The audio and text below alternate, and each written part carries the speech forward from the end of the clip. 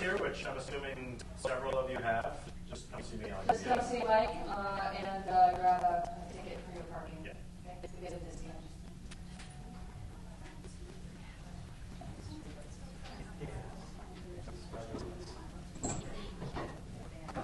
Let's start with this.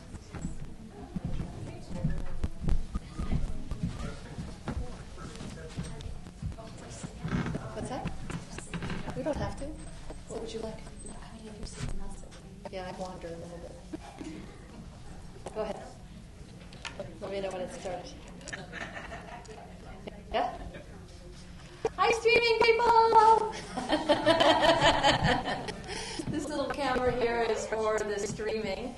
And we have a couple hundred folks that couldn't join us live, so we are streaming to them. So everyone say hello to the streaming people. We have 7,000 people here tonight. 7,000, right? 1, 2, 3.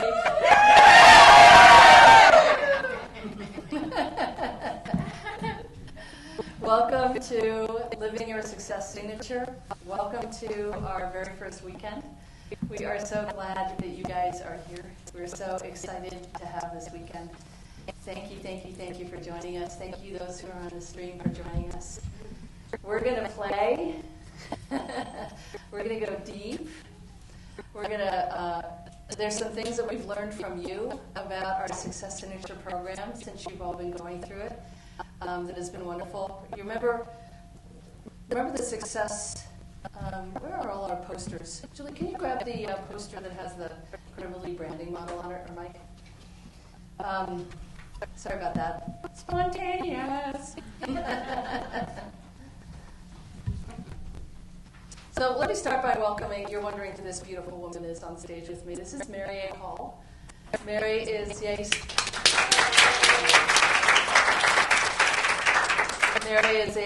brilliant abundance coach. I can give her clear credit for the level of abundance that I've had in my life. And she is someone that's also, no, not that one, the Trend Reality Success Habit. She is someone who has this crazy capacity to tap in to the abundance frequency, to the actual frequency and energetic signature of abundance. And she is our Success Signature Abundance Coach. So, can they see that? No? Okay. Yeah, just hold on. So you remember credibility branding? When we talked about trend, reality, success, and habit. Remember that? In the credibility branding part of the Success Signature program? Well, we are right here in the Success Signature program, right about here, kind of trending a little bit, well, maybe more here. Trending more towards the success, but we're starting to be in reality. What reality is customers. Reality is customers that are using your products. And reality is where we're at with the program, and what happens when you're in this reality stage is you start understanding how your products and services are actually serving your audience. The things that you think are going to happen for them often do, and then all these other cool things happen that you didn't anticipate would happen. And that's where we're at right here. And what we're going to talk a little bit about tonight is we're going to talk about success. So let's start by just asking you, if someone would like to volunteer, what is success for you right now? If you were to kind of share what success is, what is it for you? Do we have an extra mic? No, we don't do it. Yeah. Okay, so just shout. Go ahead, Kristen. The ability to no limits. No limits. Right, no limits. And for me as a single mom, to have that experience, to be able to be there for them, to have this flexibility and freedom within my schedule, making the income that we need so that we don't So flexibility in your schedule to be a single mom. Yeah. And generating the income. I just want to repeat it. Yeah, Okay. absolutely. Yeah. Yeah, the no limits, the freedom, and the flexibility for me is really... No limits, freedom, and flexibility equals success for you. And can I add one to it?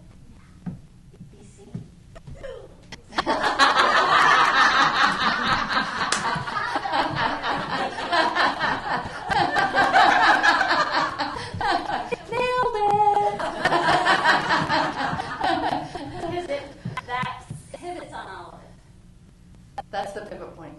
Right? So it's when you allow yourself to be seen, then the other pieces come up, right?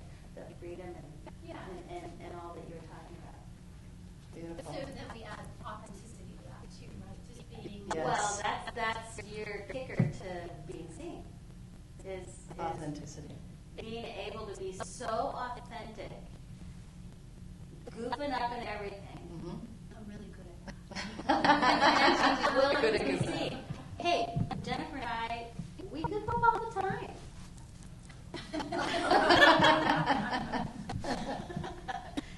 We have to be willing to goof up, to be seen. So that's authenticity is such a key component. So, sorry. Thanks, Mom. No, thank you. So there was someone over here that wanted to share. What is success? Yeah, last time you raised your hand, right? I was going to say, underneath it, before you can go out there and be seen, you have to feel worthy enough. You have to feel peaceful enough, and you have to have this inner peace and clarity that, hey, I think I can really do what I'm going to do. Somewhere inside, you have to have a little spark to know that it's there, I can do it, even though you may doubt it at other times. So you have to have the self-confidence, is that what you said? Yeah. Yeah, the sense of self-worth, Yeah. to be seen, So, yeah. to be seen. Okay. Anyone else want to share what success means to them? Yeah, go ahead. Just fulfill my soul's purpose. Fulfill your soul's purpose. And the business is part of that soul's purpose. Right. So, live that Good. and enjoy it. Have a lot of fun. Good. Yeah, go ahead. I think it's actually to actually reach your clients. That's, to me, success. To you, success is actually reaching clients. Yeah, so if somebody walks by my table and just starts bawling out of nowhere, I know I'm you know what I mean? Then I feel like I've been successful. Okay. For that moment. So your filter is bawling people. Okay,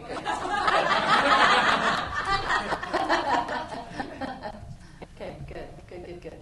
So we're going to kind of dive a little deeper. So what I'd like to do is start by, let's everyone go into our success signature right now. Let's tap in or reactivate. What do you think? Okay. And the same with you folks at home. So, okay. Take a nice deep breath. And, I love when I'm speaking now because to me it's so clear that we no longer have to take everything off our lap and make sure our legs aren't crossed and make sure all that's, it's always a little joke I say, do you think that the divine can't get through your notepad?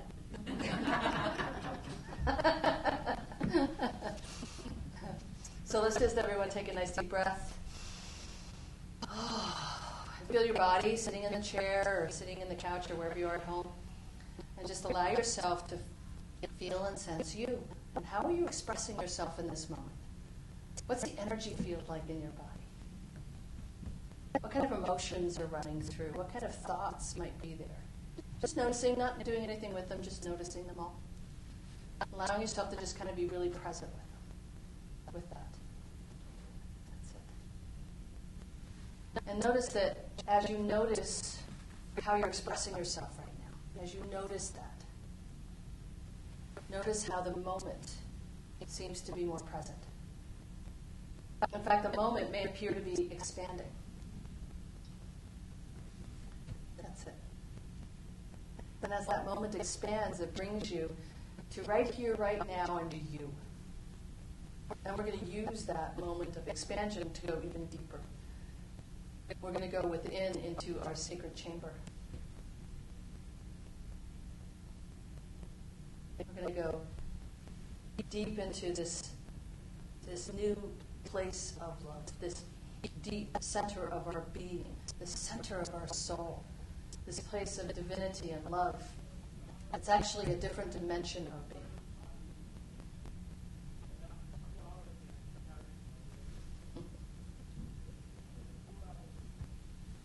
And just allow yourself. So there's a couple ways to get there. My favorite way is to use the elevator. And the elevator is found right in the pineal gland, which is right in the middle of your head. If you know anatomy, it's the pineal gland. So move into your pineal gland and just hop on that elevator. There's a button there that says to sacred chamber. Just press the button. The elevator doors close, and you're conveyed gently, sweetly, lovingly, down, down, down, down. Deep, deep, deep into your sacred chamber. That's it. And as you feel this loving force grow and grow and grow as you get closer, and then the elevator stops and the door opens and you step into your sacred chamber. You step into that center point of your being. You step inside. And as you step inside, you feel this atmospheric shift into stillness, into sweet love, compassion, flow, abundance, alignment, wholeness, health. All the threads of divinity are there for you. All your wisdom is here for you. All your mastery is here present with you. Now as you sense this mastery, you sense this divinity, you sense this within your being. We're going to now access that singular potential, that singular purpose that is you, your success signature. So you're going to ask the master that is you and the guides and guidance that is there to show you your success signature. At a really great hint is that place of play, that place of brightness. If you recall moments in your life when you were playing and you were in that moment of playing and feeling the brightness, the lightness, the joy, that's your success signature. That's it. What lights you up. As you feel that brightness and lightness, just allow yourself to dance in and with and around your success signature. Allow it to be present. Allow yourself to really, really feel your success signature. Sense it. I'm going to do a little soul song to assist you and support you through sound vibration. Let's see if I can get this flute to work.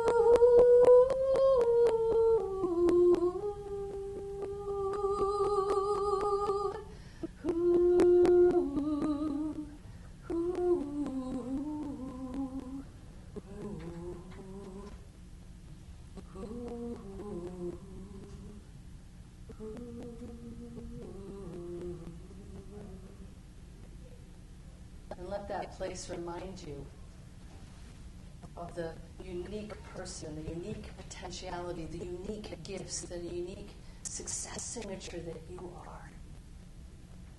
Allow it to ignite you into this weekend. Allow yourself to feel success that comes with this success signature. To tap in and know you. Know you.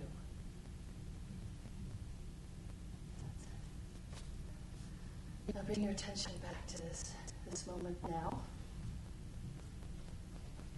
Now feel what it feels like. Feel what it feels like in your body right now, as you are being your success signature with your eyes open.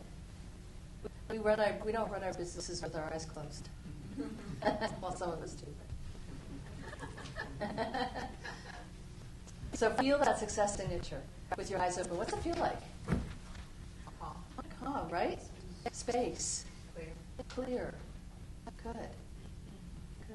And so we're going to talk a little bit tonight about success, about what success is, and in particular, the service aspect of success. That for many of us, it's really about service. Well, that's what we encourage in the Success Signature program, to come from that place of service. And it's not the service that, it's this kind of service, right? Receiving and giving. Receiving and giving. That's the service we're talking about, the cyclical nature of the value exchange, receiving and giving. And what happens sometimes is that we sometimes serve with a hook. It's really easy to do, especially in business. Me a little bit. It's easy to do, especially in business, to serve with a hook. This is something that I've been playing with a lot lately. Because sometimes our business is our livelihood, right? Our business pays our rent, right? And then, well, I got to be a service. I got to be a service. But I really, really need this. I got to be a service. But I really need this. So what you're feeling there in my claw is pressure. This is pressure, and there's two kinds of pressure. There's the pressure that we feel within to perform, to be successful, to do it right, to do it well, to be seen, to not really want to be seen, and yet still have to be seen, right? And then there's the pressure that creates within us, right? That creates a frenetic energy, and guess where that frenetic energy goes to? It puts pressure on your customers, and they can smell it. They can smell it. So I'm going to tell a little story about how people can smell things. They know, right? Many of you know that I've had some challenges with one of my family members, my mother, and God bless her. And she is, doesn't matter who she is. So, thank you. I need to share that. I've had a lot that I've been dealing with this year. The death of my sister. That sometimes I felt that my mother was really tough on her and put strain on her and so on. And then my brother-in-law too. He lost his job 2 years before my sister's death, and he put a lot of strain on her too. So I held them somewhat responsible for her death, which is kind of bullshit, but that's where I was. And sorry, I have a potty mouth in case you didn't know. Warning in advance. And I come It's by really her second language. It is. And she comes by it honestly. She was raised. Yes, my daily first word with was that. fuck. It really was. Yeah, parents were Yeah. all day long. Yes. So Yeah. she comes by it on her second So, language. That's yeah. why honestly. So I got to a level of upset with my mother in this past year that really was in the framework of hate. No, it wasn't good. And I was just dealing with what I was dealing with. We all have these emotions. And so there was not an instant that I relayed that to her. There was never a moment. I pray for her every day. I'm working on myself to see if I can overcome it. I'm working on it. She never would have known that was a possibility. And yet she said to my brother-in-law, I think Jenny hates me. So she got it. I never told her that. I never even illustrated that. I never communicated that. My actions didn't indicate that. I pay for everything for her. That's not an indicator of hate. And yet she knew it. And my brother-in-law was here in May for my birthday. And he took me out to dinner and said, I really get the feeling that you're angry with me. I never indicated that I was angry. I never showed I was angry. I never said I was angry, but he knew it. He knew it, right? So our customers know it. They know when we are in this cycle of needing them to buy, needing them to buy.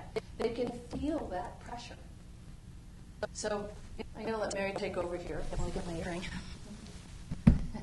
I think we've all been in a situation where we've been approached by somebody, or we've even, I'm thinking approached by somebody is the one that we really, everything kind of registers no.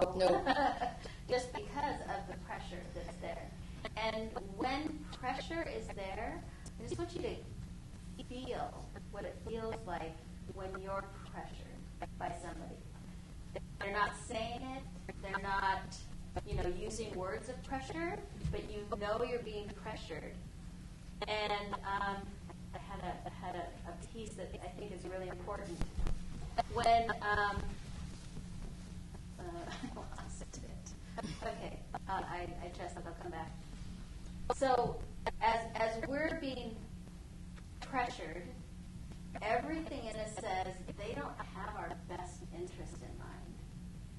So it's imperative that we understand from that standpoint that anytime we're putting pressure, they're receiving the aspect that they don't have my best interest, even if you do. Yeah. So what you're feeling when you and it's not an in-person experience. This is online, right? You've come across products, and it looks like a great product, but there's a party that says, I don't think so. Okay, I'll give you an example. Pam Grout. Have any of you heard of Pam Grout? She wrote a book called E Squared, right? Great book. She wrote that book 8 years ago. Fully wrote it. Barely changed it. Self-published it herself. Sold a couple hundred copies, maybe 1,000 or 2. She's written like 14 books. Nothing happened with it. And then she talked about this on Healing with the Masters. And she said that something changed in her. Something shifted in her that created the opening and expansion that she's now sold 300,000 books or more. It's become one of Hay House's best-selling books. So what's the difference between 8 years ago and now? Customers haven't changed. I mean, 8 years ago was right around The Secret. Right? This is The Secret. The experiments are actually kind of old, and they're based on some of the concepts around the Secret. So what was the difference between then and now? What's the number one factor that was different? She was different. And she actually can't pinpoint exactly what it was that changed, but I suspect it was her success signature. I suspect that she tapped into this deep well of knowing who she was and what she was here to serve without pressure. Serving without pressure. So I feel like I want to put pressure on you right now. So you know what pressure feels like? It feels like someone telling you what to do. It's a very masculine attribute, not that anything masculine is wrong, but there's the masculine attribute is to fix things, right? And it's not a bad quality, but sometimes as women in particular, we feel like just listen and don't fix, right? The same thing is true for our customers. Just listen, don't fix. We can also come at it from a mothering standpoint. So it's not just masculine. It's not just masculine. But it's, we want to mother. Mothering, smothering. Yeah. Right. So as we kind of tap into the energy frequency right now of service without pressure, kind of try that on. Just try it on. Come in. What would it feel like if you were to be of real service to your customers without pressure, without needing them to do something? What might that feel like? Go ahead. Well, we had kind of chatted about this a little bit earlier, which is I think the space is to always understand if we are dealing with internal pressure ourselves. Because only when we let go of that internal pressure can we actually be in a space, right, so that we can just be present, authentic, and say, this is what I have to offer? Does it seem like a match? Yeah. Without any hooks, no nothing. Like, what No do you hooks. think? Yeah, this is me. This is my success signature. This is my gift. And you feel your gift. Feel your gift. And then present it as a gift. Well, and so I think it's really important. Do you like it? Do you like it? Do you like it? Not that kind of a gift. Well, it's not the right color. Oh, you hate it. Oh, you ever have someone give you a gift that made you feel like crap? That's not what we're talking about here. But that's possible, right? That's possible. That's kind of what we do sometimes with our own gifts. And we get so disappointed when people don't buy our gifts. Okay. So I want you to really look at the internal space of if there's, as we tapped into our success signature, the prominent energy was calm, right? Like, I'm home, I'm here, I'm present, fully present in whatever that nuance of you is. It is the absolute release of pressure, isn't it? That's the release of, that's what it feels like to not have that internal pressure. So through the weekend, today and tomorrow, really look at that, because it will change it will change everything about what's going on within your business right now. And even in interrelationships, it will change. Yeah. Because once you release the pressure within yourself, you then give others freedom to be. So think about a launch. Anyone here in a launch mode of something? Yeah. Okay. Launch. Okay. Good. So as you think about your launch, can you feel the pressure? Right? Can you feel the pressure? Yeah. You feel the pressure. So tell me, those who are in the launch, tell me what kind of pressure are you under? Go ahead. Yeah. Yeah. Oh, Hi. It just, is it going to be a success? Is it going to be a success? Yeah. Right. I'm putting all this work into it, Yeah. and what am I going to get back? What am I going to get back? That's it. Yeah. That's it. Beautiful. I hate being that honest about it, but it's true. No. Yeah. No. This is great. Everyone has thought that. So you know. There's no, except for me. I've never thought. Okay, maybe 1,000 times or more per launch. He's laughing. Sorry, I'm just going to go to the lady. Go ahead. For me, it's just been, besides what she was saying, is it It's going to work. It's going to work. Are you putting all this time and energy Right. how to build the list? Right. If you did not go out there with that desperate, please, why? Yeah. And that's part of what I'm feeling right now. Right. Do I want to do the whole thing? And I was told, no, just do one. Do one module, one buy, then you can go forward. Good. So it's part of that whole, is this going to work? Is it going to work? People want this gift. Do people want this? Yeah. If they even want it, have they heard it from Eckhart Tolle? Have they heard it from Right. So yeah. So and again, this is a lot of mind-oriented stuff too. What's going on? And I get to say, yes, they have. Everybody's heard a lot of information. But there's something about, everybody that is meant to join you in your conversation, they will find you. This is what, allowing to release that pressure, because your thought is very true. Sarah was, we have a very dear friend who was writing a book, and she's like, everybody said it and everything. And I looked at her and I said, yes, they have. Get over it. Right? There's nothing new on this There's planet. nothing new. Nothing new. Reed.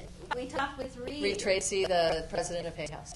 And he was saying, he just was like, nothing new. It's just your ability to internalize it and bring out your gifts, your unique story with it. Yeah. Because that's what people are drawn to, is you being able to live a space of whatever you're sharing with them, but from that space of authenticity and simplicity and transparency, yeah. And people will say, "Oh, I can trust you." Yeah. So if and again, this is where I want you to really kind of look at: do you have internal pressure that's pressuring you? That's pressuring you. I have to do this. I have to, and then that pushing. I've got to push forward. I got to push forward. I got to do it. I got to do it. Push through. All of that is going to translate to people picking up that pressure too. Right. And honestly, it impacts your health.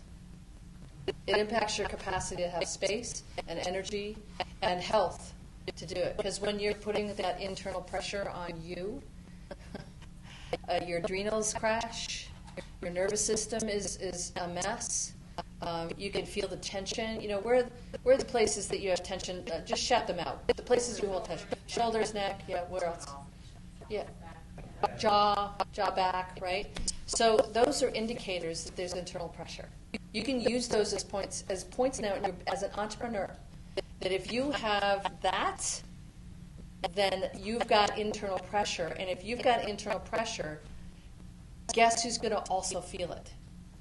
Your customers, right?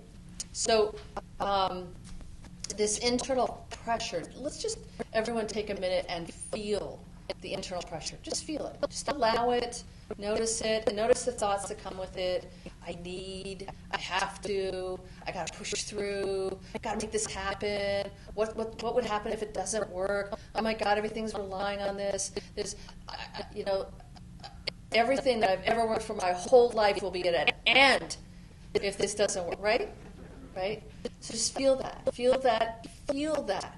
Because I want you to know what it is so that when it shows up, you can play with it. Okay, so feel it. Yeah, it's like, can you feel how much heaviness there is in the room? Yes, compression, contraction, right? Just allow it. And let's just care about that part of ourselves. Because that part of ourselves is there because it helped us to survive. There's no one that's in this program that hasn't had pain and suffering in their life. Hey, we went through a vagina this big, right? So we started with trauma, right? This big. Hello.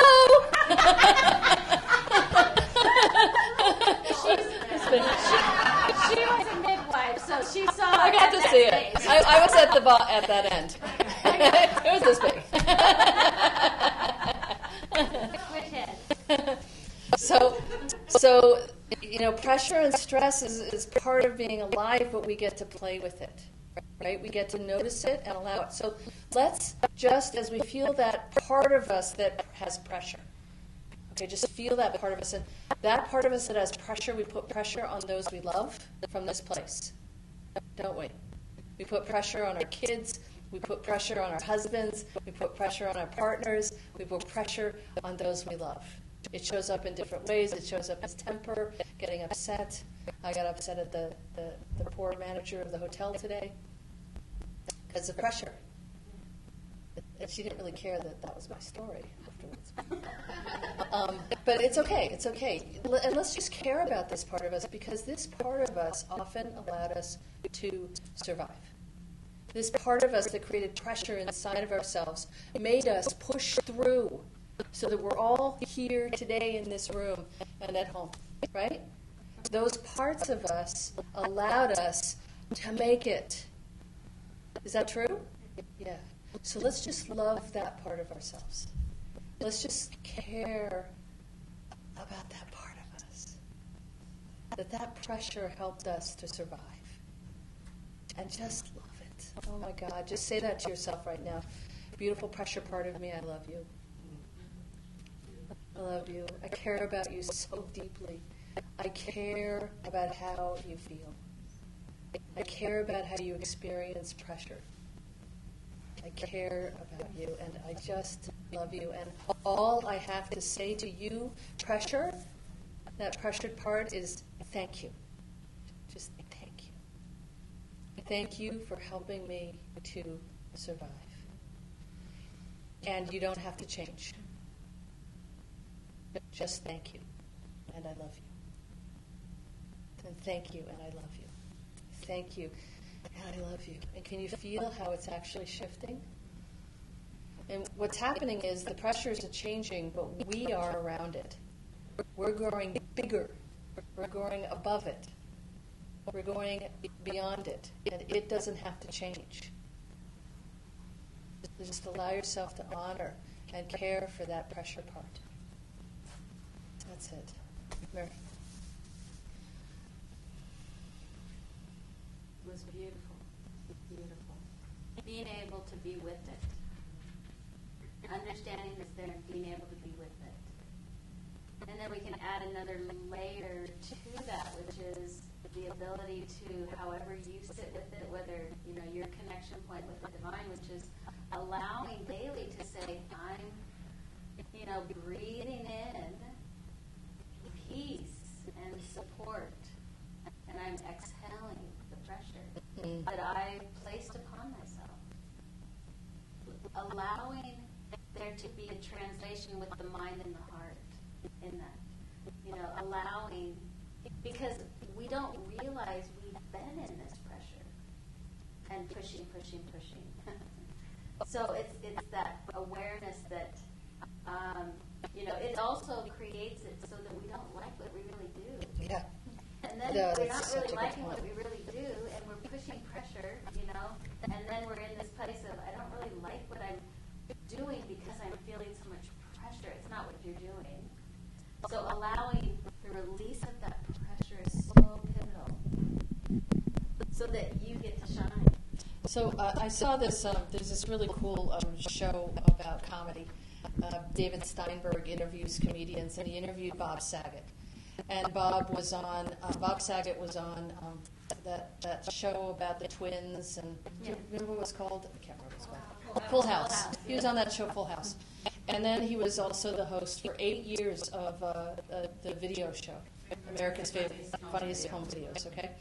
So if you've never seen Bob Saget on stage, he is really raunchy. Yeah, he's not that. He's not that guy at all, not even close to that guy.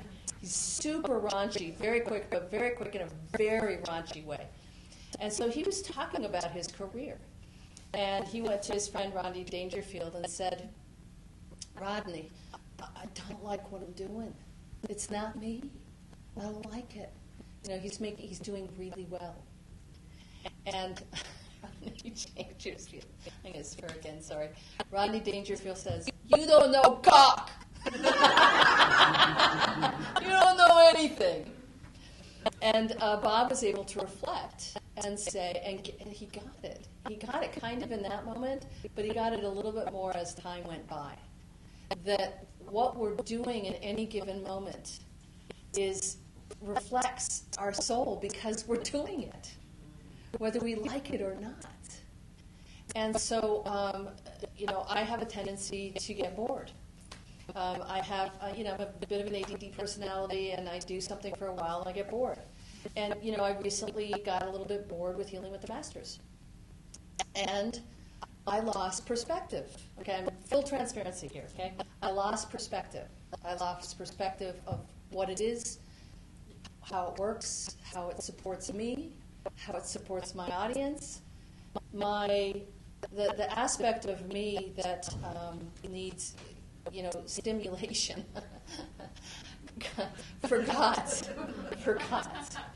right? And when you do that, the universe says, okay, we'll move on then, right? And we had a little instance of our audience not paying as much attention as they used to. And in transparency, Yep. there was a lot going on of I don't want this. I don't want this. I don't want to do this anymore. I'm not having fun. So I'm having a lot of pressure to get it done. Thank you, Mary. everybody felt it. Everyone felt it. Yeah. And the audience stopped showing up. Yeah. They stopped showing up. Isn't that amazing? And so, but what's so cool about being an entrepreneur is when those moments happen, right? They are nudges from the universe to say, decide. what do you want? And I got to revisit Healing with the Masters from this new angle of perception, this new angle of no pressure, this new angle of, do I really like it?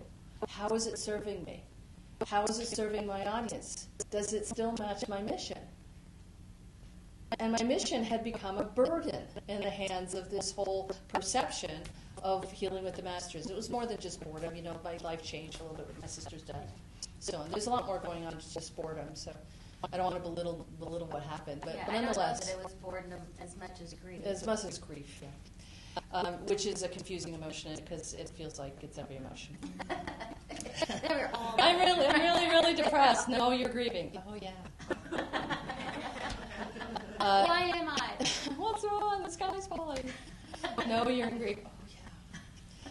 So, but what happens is that these pivot points become opportunities for us to evaluate what's working. Like my mission had even become a burden to me.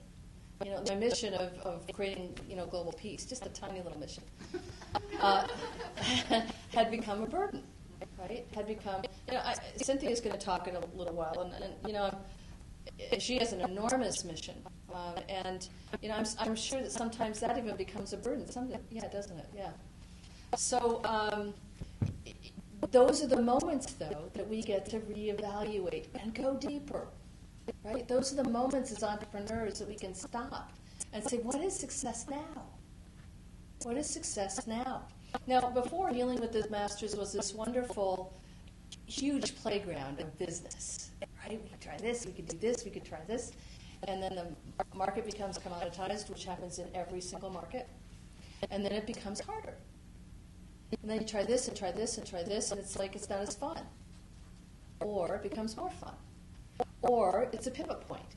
And we can say, what is it now? What is it now? Now we've done it. We've got it. Right? Healing with the Masters. That's where I was with Healing with the Masters a couple of months ago. Right here, just a couple of weeks ago. Sedona. Sedona is an amazing place for pivot points. Healing with the Masters was in habit. Right? In habit, it's happening, it's going, it's humming. And with every time in this process of growth, every time you're in habit, there's a pivot point right here that takes you back to here. Right? It takes you back. And there's a pivot point from an emotional perspective. There's a pivot point from a business perspective. There's a pivot point from a market perspective. But those moments are the moments to pause and look and evaluate, what is success now? Right? What is success now that I've got it? One of the biggest complaints of entrepreneurs is they get it, and then they're like, what's next? Right? They're called serial entrepreneurs. Right? So the opportunity now, though, for us is to move in and have a different kind of relationship with it. Okay, everyone stand up.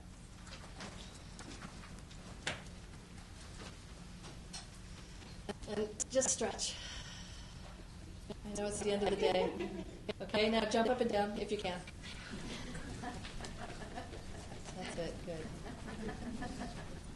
Good, now just say something out loud.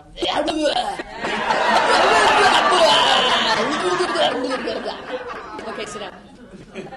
I can feel you fading. So Mary, you wanted to take them on a process. Let's talk about abundance around us now. So what happens with abundance when we are in this pressure cooker, and that pressure cooker is then reflected into our audience? Well, I was going to say, I bet everybody knows what that is. That's the answer. What's the answer on that one? Yeah, abundance kind of goes. Yeah, because we're no longer in that energy of flow and the ability to be with, everything that's happening in that moment. Becomes a blur because you can't be present, right? We can't be present when we're in that pressure. And anyway, so what I think is incredibly important is to be able to, from the standpoint of understanding, this is our beautiful mind, when we can capture kind of the essence of what's happening, when we are in pressure, and that pressure is causing us to pressure out, we literally stop the flow. Because what we're doing is we're now saying, I know better than you. And none of us want to hear that. We're not, none of us stand up and say, okay, great, I'm going to let you just tell me everything that I should be doing. We're like, you don't have my best interest. There was a time when there was more of a guru mentality, and the market has changed quite dramatically in the last about 3 to 5 years, where people want to discover it for themselves, right? And they're looking for what I call authentic leadership, transparent and authentic leadership, where they're looking for people who are willing to stand for their principles and be transparent within those principles, to be authentic within that, to share the challenges that they're facing and the challenges that they've overcome within that authentic process. And that authenticity is also something that we can do for ourselves, like you admitting. What was it that you said again? I can't even remember, but I can move on to something else. There's just a flurry going on. Fair enough. Right. But the opportunity, though, always is to use those moments. Like, use that moment of noticing. I really need this to happen. I need this to go well. Or I wonder if it's going to go well. Or if this doesn't go well, it's freaking over and my life is done. Right? Which I've said. I probably said it yesterday.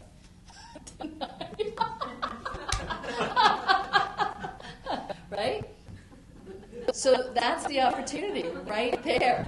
That's the opportunity. And it's interesting because we all have something that we take to the end. It's not, just one person. We all have this funny thing that we'll our life is over, or, I might as well give it up, or, we do this funny thing all the way to the end. Well, then I'll just, whatever. Yeah. Like I was watching the news last night about what's going on in Iraq. Right? It's just like, oh my God, this is World War III. We're all going to, that's it. The planet's over. Right? So I'm like, whoa, Jen, where are you? That's the moment. I get to say, that's where my energy's at. What's that about? And then go inside. Go inside and love the part of me that has to catastrophize it in order to feel safe. The part that we just explored, when we allow ourselves to be that, just loving that part of myself. And then when we love that part of ourselves, we can see where it comes from often. We can go to that place inside and see, wow, I catastrophize things because it was the only way I could feel safe. To know that there was an end in sight, whether that one end was atrocious or whatever it was, that showed me an end at least. And it helped me to somehow survive. And then by honoring that part of me that required that, I can now look at it with tremendous space now. And now look at it saying, wow, there's this huge other opportunity. And what it does, I think, is it gives us choice. When we don't think we're in choice anymore, we're lost. When we don't think we're in choice anymore, we are like that's the end. So the opportunity is to notice that moment and to allow ourselves to use that moment to move back into a whole new level of choice. And let me tell you, what happens is, do we have markers? Yes.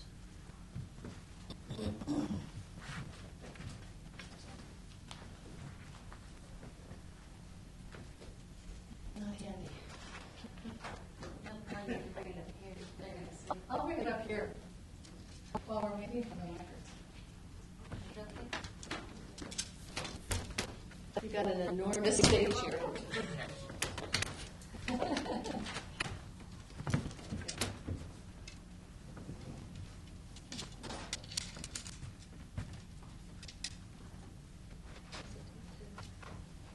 This is going to be worth it. I need to do it over here.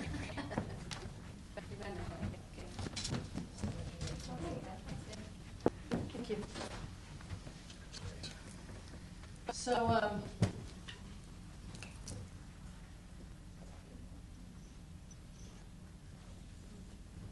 that's it. That's all I wanted to do. Was it worth it? Yeah. I need a cigarette.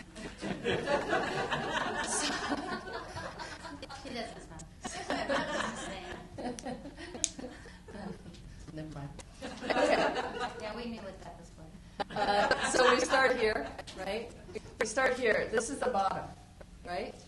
And then we move up. We use that, and here's the next bottom. Well, and it goes like this, right? We're like, yay, we're doing so well. Oh my God, this is so nice. I suck. It's all going to be over any minute. And then we use it. And we say, hey, maybe not. Maybe there's something I can love here inside of me. Maybe it's reflecting something that's ready to be shifted and loved and honored. Oh, maybe it is. Oh, yeah. And then, oh, yeah, I'm so happy. This is so great. Right? But guess what? Right here, we're still 2 steps higher than we were here. Right? So every time we do this, this is life. We're at a higher level each time. The low is still low, but it's a higher low. Does that feel true? So what the most wonderful thing about humans is that we don't remember pain. And we wouldn't have children a second time if we did, right? In case you're wondering, birth trauma was my healing specialty, so it's one of my metaphors. So we don't remember pain, but we forget where we were. And what's so cool is to, first of all, do a journal. Journaling is great because then we can look back and remember where we were when we were here. Our friends remind us when we were here. Just say, oh my God, you were so unhappy. I'm like, oh really? I'm not as unhappy as I was? You're much happier. Oh, I'm happier. Wow. This is a really good point when you're working with clients too, because this is, I take so many notes. I'm always, jotting down things of where they're at. And a few years back, there was something that said, I don't think I changed it all, so I read them all. So are you dealing with that? No. Oh no, that's fine. How about that? Oh no, yeah, that happened. Yeah. Every single thing had not been there, but they still thought, we forgot. because there was one thing that keeps being that main thing that they keep feeling, that sometimes we don't see that we are moving forward as much as we are. So as we tap in right now to the pressure, again, tap into the pressure. Okay? That's it. Now, I don't know if you can sense this, but it's not as intense as it was. Is that true? Right? Because we've already moved to here. just by talking about it and being transparent with ourselves about it, we've already moved up a couple of levels. And you even noticed that it's different because it was a shorter period of time. Did you have a question? No, I haven't hit you. Okay. I want this to be interactive.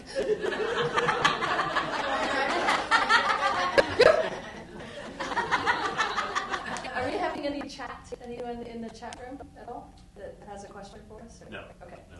You'll just shout it out if they do. Do we have a chat room? I was just thinking it has to be the chat room. Thank you. Yeah, you just have to click a thing off in the event. Oh, never mind. I'm being pressure. Did you guys all feel that? Yeah. So I could right now beat the hell out of myself, or oh my God, you're so bad. Look at your no. Or I could just take that part of me and say, oh my God, she's adorable. Isn't she cute? She needs to put pressure on people. So I think she's getting stuff done. So as you're feeling the pressure, let's just tap into that pressure again. Okay, now tap into your success signature while you're doing that. That's it. Now tap into your ideal customer. Okay? So if you were to, for those of you who aren't familiar with this, if you were to imagine your absolute ideal customer, it's like this archetype of a person, and actually that ideal customer is you.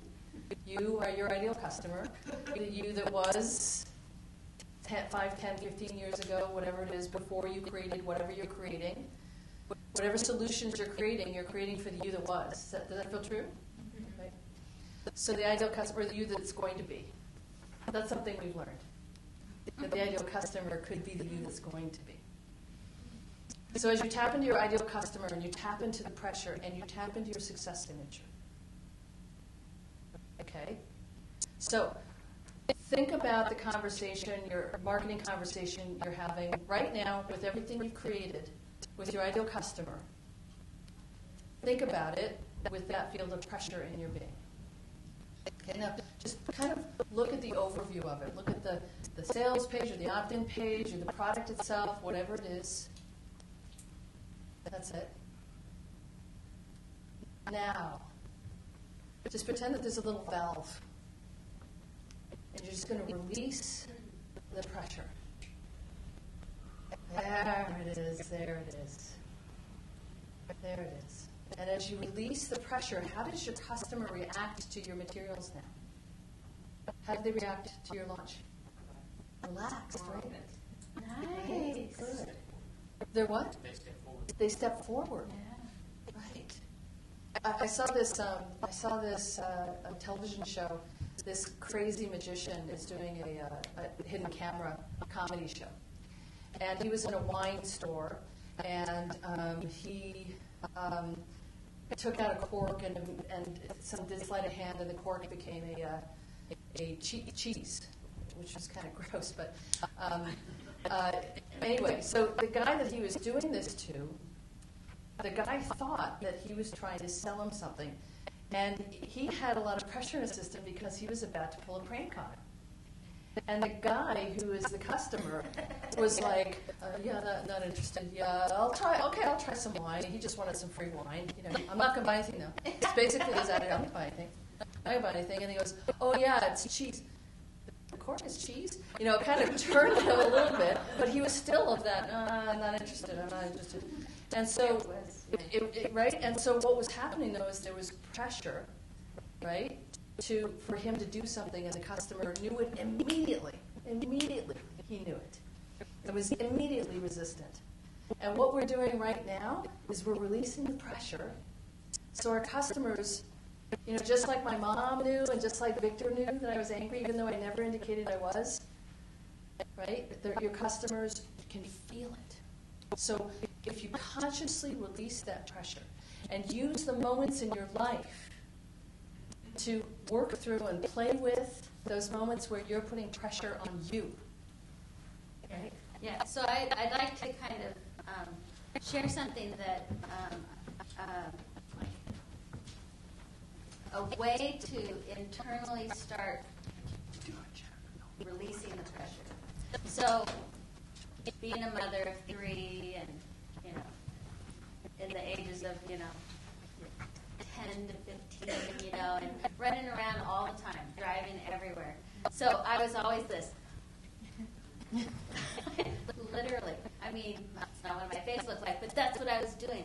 Oh my God, I gotta get there. You know, drama. Oh, yeah. And I created that pressure habit every time I got in the car. Crazy. And so no matter what appointment, I'm in the car going, okay, gotta get there. And I had been working with a couple clients. This was like years ago, and I thought, what am I doing? And so I started going, okay, I'm in the car, I'm going to an appointment. I go, I'm going to get there no matter what pressure I feel. I'm going to enjoy myself. So I would just like drive normal. I would get there often earlier, but with all this release of pressure. So much so that when I get in my car, that's my zone time. Like now that's like, you know, it's like my spiritual time, you know. She's like, I want to play the radio. I'm like, no. Because it created that, it's my release of pressure time. So think about when you're going to do whatever you're doing. Creating a sales page, doing whatever. This is how I normally do. okay. Yeah, and Oh my gosh, shoulder, neck pain. We're like this. We're kind of in it.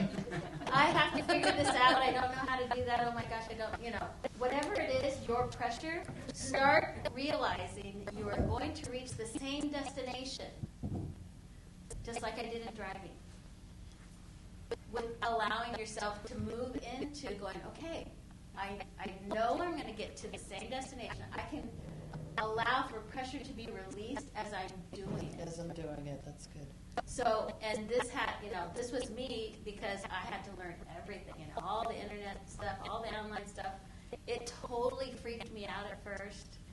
And when I realized, oh my gosh, I can translate the driving to actually everything about business and just, be with it in the pace of knowing it's going to get done because you're going to sit down and do it. Like, release the pressure, allowing yourself to feel the release of pressure as you're doing it. Does that make sense? It's one of those things that this is where we partner. Our mind is going to partner with our heart because our mind has to remind us. Wait, you don't have to be like, oh yeah, okay, got it, yeah.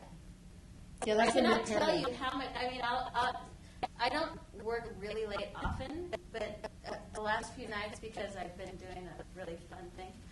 I'm like, oh my gosh, I finally finished, and I'm like, oh, it's 7:45. It's like, but I was just like doing through the day, as opposed to if I had that much pressure and got to 8 o'clock, I'd be like, oh, give me a glass of wine, right? Because we have to somehow release the pressure. So understand that you can actually, whatever you create it from the space of knowing you're going to get there. Right. And that you can, the pressure does not make you get there faster. In fact, the pressure clouds your thinking. It clouds the thoughts. It makes you not as even clear. So with the releasing of the pressure, you actually become more clear, more succinct with what you're wanting to create and all of that. So hopefully that makes sense and that's helpful. So as you're kind of getting a sensation of this, and just so you know, whenever Mary talks, she holds the vibration of what she's saying. So there's an actual extra zhuzh of energy that's available to you with what she's saying. I don't know if you can you feel that? Yeah. So you're being supported in whatever she's saying from an energetic perspective of that same quality. So this actually relates to abundance. And one of the things that we want to talk to you about is, go ahead, Matt, make a noise. You don't have to go slow, it's all right. No pressure. It's so cute. Noise is her thing, just so you know. I wouldn't have noticed it as much, no big deal. Abundance. When we're thinking about abundance, one of the things that we can also do is put pressure on ourselves around abundance, and it stops us dead. And that's also a pressure in terms of investing, right? Investing in our business. This is a huge thing. A lot of times we think we can't afford something that is actually presented to us as a gift of an investment. Does that feel true? Right? So there's things, and we put pressure on ourselves if we invest in it. That, oh my God, I've got to recoup this in this amount of time or else it's over. It's over. Or we have to, or we don't invest. Right? And then there's excuse after excuse after excuse of why we're not investing. Right? So there's excuses of, oh, there's just no way I could do this. No way I could do this. And so here's the thing. There is this magic thing inside of you that knows if the investment is sound. Do you guys know that? Have you experienced that? Yeah? So who hasn't experienced that magic thing inside of you that knows that it's sound? Okay. How many of you have had buyer's regret? Or buyer's remorse? So hold up your hand. Okay? So in those moments of buyer's remorse, how many of those times that you had buyer's remorse, was it real? Right? It wasn't real. Most of the time it's not real. Most of the time it's not real. There are moments when it is. like I've had, I've hired people and I went, I don't think so. And yet I continued with them and continued with them and continued with them and lost money with them.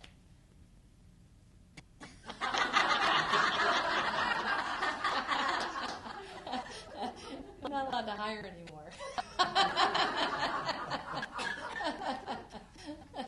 Well, but, they talked a good game. They did. They got me. But but you kind of got, this is where we sort of really need to check in and say, wait, so sometimes that happens. But I think the only time when we have a hard time investing is because we're under so much pressure. We're like, I don't know that I can do another thing, or thinking that I don't have space for an investment too. So that would be financial space or physical space or mental space or emotional space.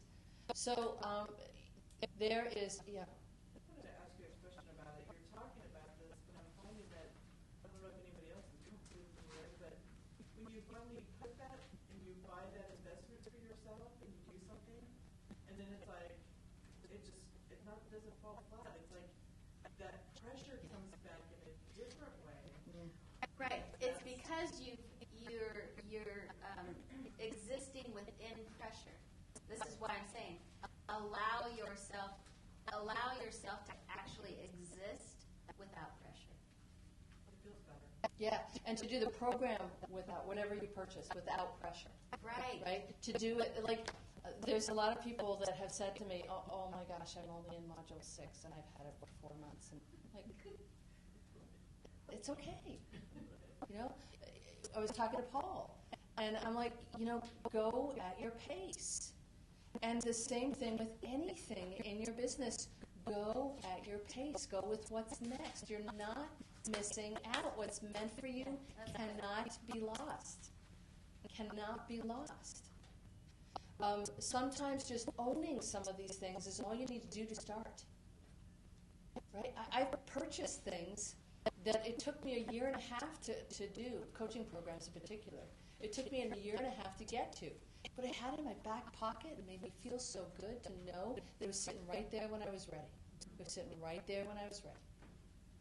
Right? So releasing the pressure, when you purchase something and feel pressure afterwards, it's because that pressure is still in your field. I got to do it, now I got to do it, now I got to, oh crap, I got to do it. So, just what's next? It's like Mary was saying, be in the car. In Mary's car. In Mary's car. In Mary's car. Yeah, be in my car. But get that you can actually know that you're going to get to the end. It's actually a practice. It's a practice. I had a client recently who has lived with internal pressure her whole life, 60 years old. And she was able to shift it within 5 days. She said, oh my gosh. She was the one that's like breathing in peace and support. Mary, can you do that with us right now? Sure. Thank you. Take a deep breath. And just allowing, again, whatever pressure is here, because it's important to understand what's here. Whatever lingering amount that's here of pressure. Feel it. It's important to be able to identify it. Where a beautiful mind comes in, we go, oh yeah, I can feel it. Wherever you feel it in your body. And then allow yourself to just take a deep breath as though you're breathing in life energy. You're breathing in peace. You're breathing in support, the support from spirit that is here in such a profound way. And then as you exhale, just exhale out some more pressure. Just exhale the pressure. It's like a relief valve.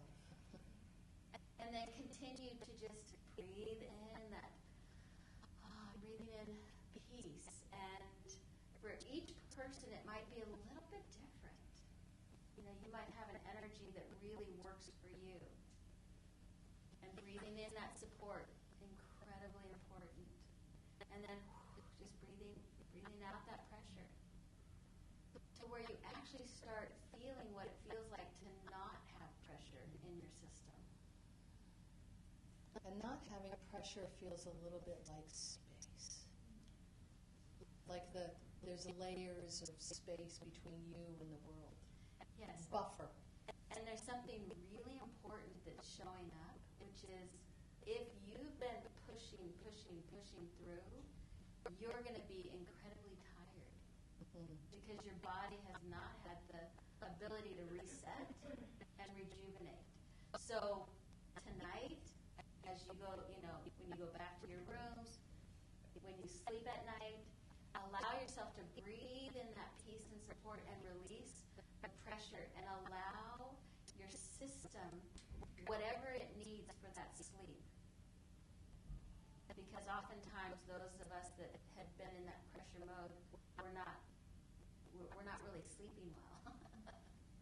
So can you feel that when you actually feel peace, you're like, oh my gosh, I just want to curl up and go to bed now. Yeah. So, and what happens is it's a systemic exhaustion. Yes. There's a lot of people on this planet right now that have a systemic exhaustion and won't let themselves feel it. So just be really aware of that, and so you can kind of come back. Really just wanting you to feel what that feels like to just be in that. And again, you can feel the difference of the shift that's happened. I mean, it's really palpable here.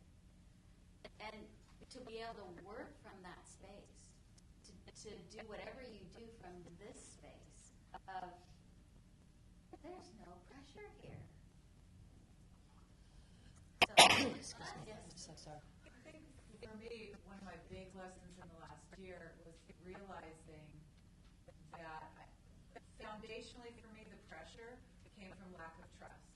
Lack of trust that the clients would show up, that I could show up, that it could be successful. And so for me, a big piece of releasing the pressure valve was not just telling myself to not be pressured, but to really move into these places of gratitude and trust. Yes. And for me, that's what has really shifted it, because it's like, oh, if I can trust myself, if I can trust the universe, then I can trust the fact that the flow is for me, the right clients will come, et cetera, et cetera, et cetera. So for me, the foundational piece was release. Holly, I want to just thank you because it's something that we talked about to mention tonight. So thank you, because that is incredibly important. And what Holly shared, I'm going to share this on for those who are streaming. What Holly shared is having trust and faith that it was going to be okay. So first of all, I want you to trust me right now to tell you that it's going to be okay. It's going to be okay. And secondly, to find that within yourself is the platform. I call it grace. It's the platform of expansion and opening, to find that place within of trust and faith. So let's just everyone do a quick process here. You good with that, Mary? Yeah. Did you have something down? Well, I just wanted to say, when you're breathing in peace and support, gratitude and trust, amazing, all four of those.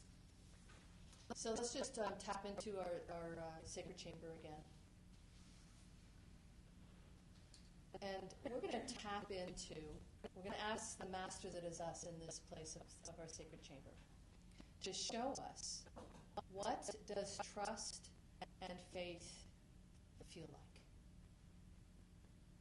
What does it feel like to be in a place of trust and faith? Just ask the Master that is you to reveal it to you, to show it to you. To ask the Master that is you to have it viscerally be part of your bodily experience in this moment.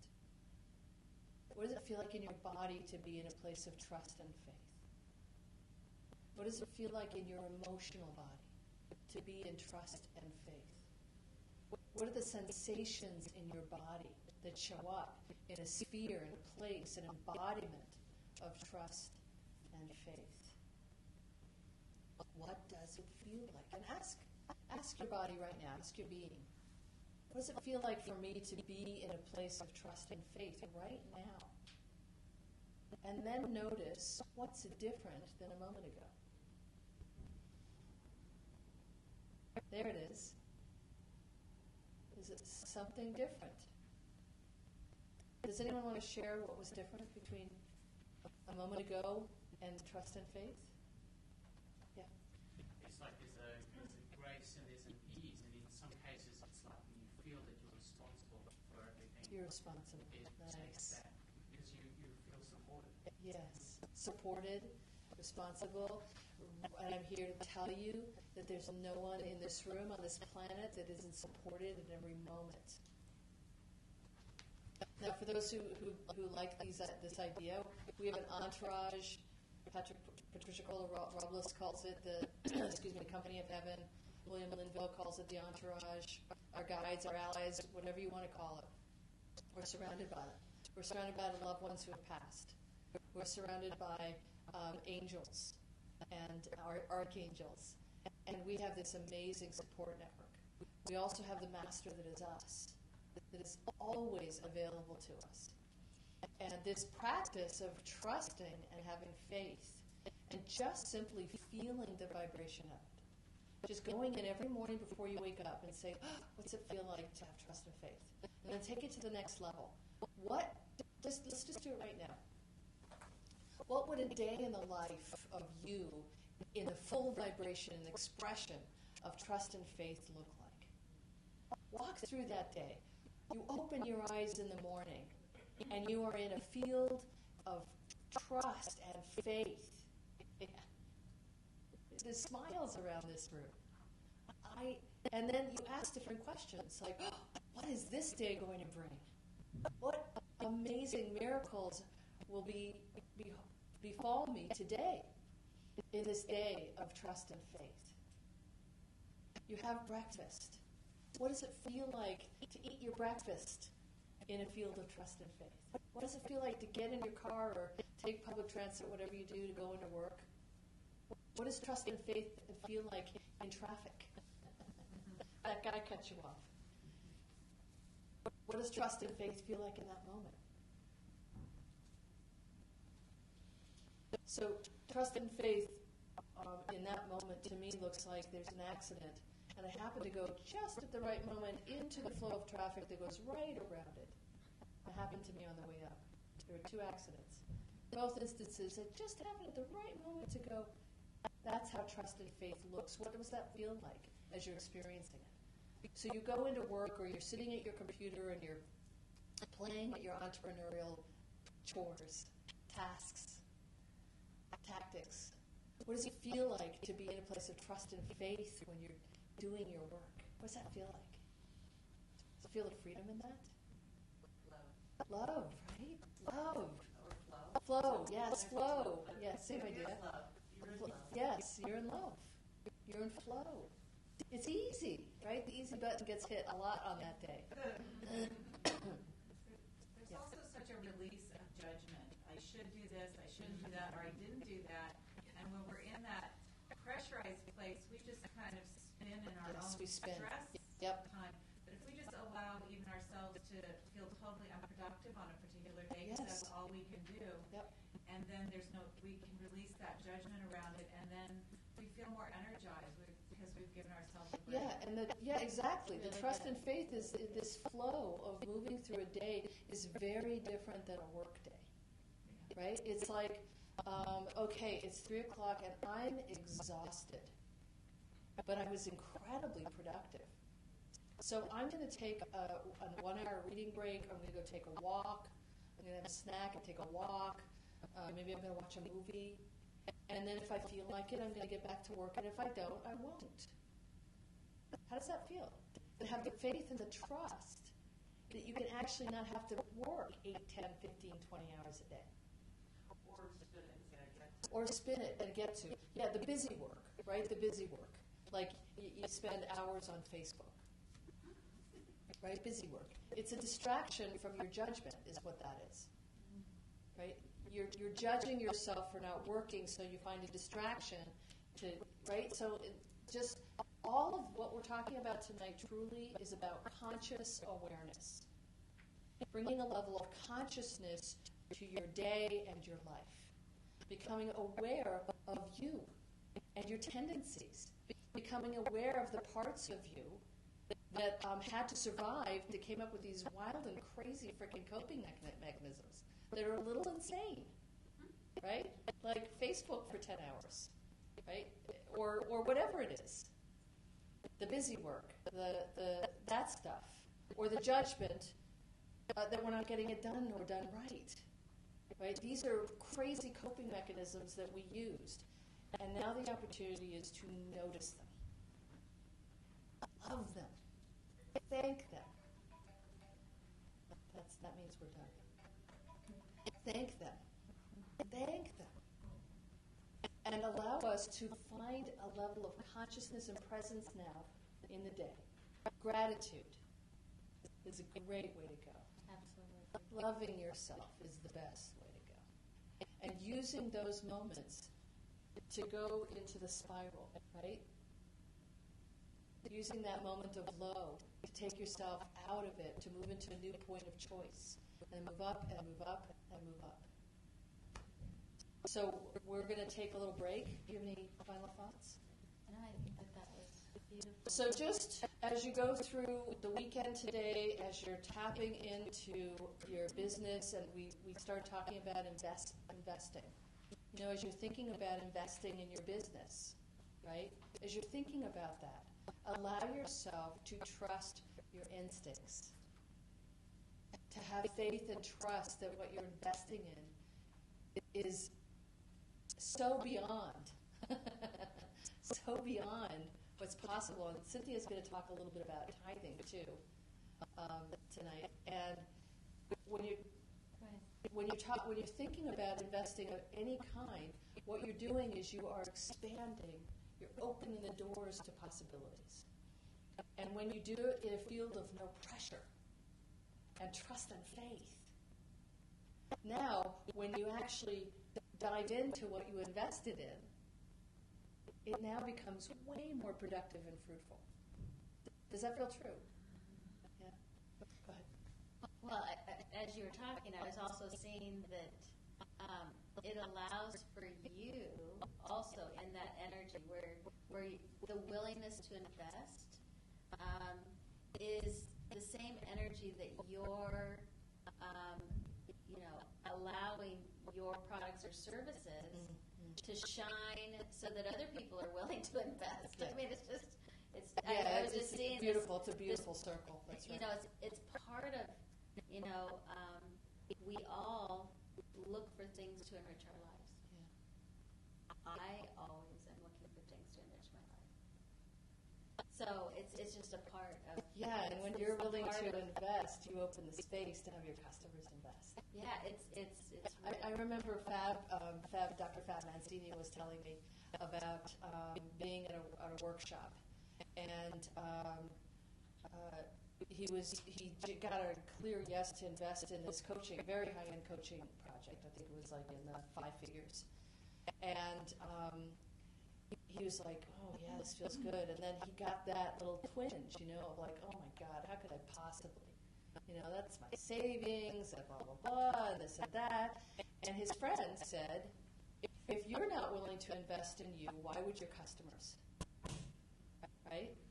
And I just thought, it just really struck me as one of those moments of, wow, that is so true. If you're not willing to invest in yourself, why would your customers invest in you? So just kind of holding that notion as you go out into your world, after this weekend, as you go out and start, one of the biggest challenges of entrepreneurs, especially at the early stage, is that they're penny pinchers, right? And I come across this all the time. Well, why do I need to spend a monthly thing on instant teleseminar when I only use it twice a year? Because you use it twice a year, why would I need to invest in a shopping cart when I could just use PayPal?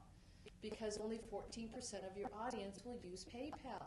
It's $90 a month. Invest in a freaking shopping cart, right? So it's like changing the mindset to one of, I'm investing in me. I'm investing in my gifts. I'm investing in my customers. I'm going to make it easy for them to buy from me. So I'm going to have these monthly nuts that I have to invest in. That's going to expand all of it. Does that help? Okay, good. So we're going to take a short break, 10 minutes. Is that okay? And then Cynthia's going to be joining us when we come back, and she's going to talk about tithing and talk about, she's incredibly inspirational. She's amazing. How to be unstoppable. So thanks, guys, and thank you for folks on streaming. We're going to, are we going to turn it off, or we're just going to leave it? You're going to see.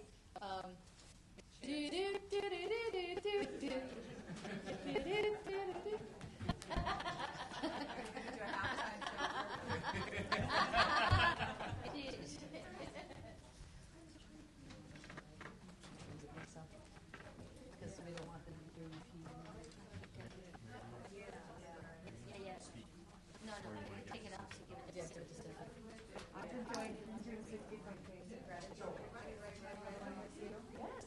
On my Facebook and Instagram. Oh, sure.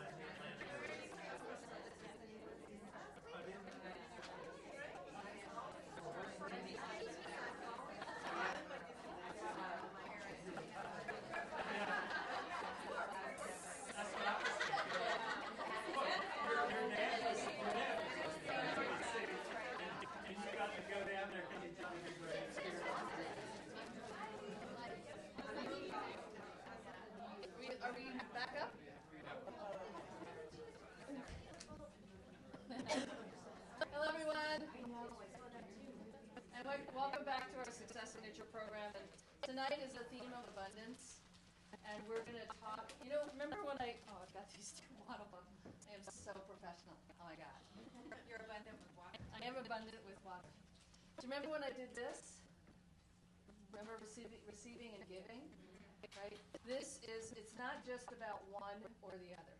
It's about really receiving and giving. And so the power of giving is a huge, huge, huge thing. And one of my most favorite people on the planet, who started her speaking career and her professional years ago, talking about being unstoppable. This is someone who lives their success signature. And Matt, we're going to adjust that again when it comes. So this is someone who lives an unstoppable life and who lives their success signature. And she's going to share her story a little bit about, and I want you to really take in her story from that perspective of seeing someone who is completely and authentically living their success signature, and in a kind of unusual way from the normal entrepreneurial spirit. This is someone who moved from being a very well-known speaker with a best-selling book and generating tremendous income from that, very successful salesperson in corporate America, making really healthy income there, to moving completely into the nonprofit world. It's a wonderful story of from my perspective, of someone living fully in their success signature. So I want you to embrace that, because that's the theme of our weekend, but also embrace the unstoppable Cynthia Kersey. Thank you.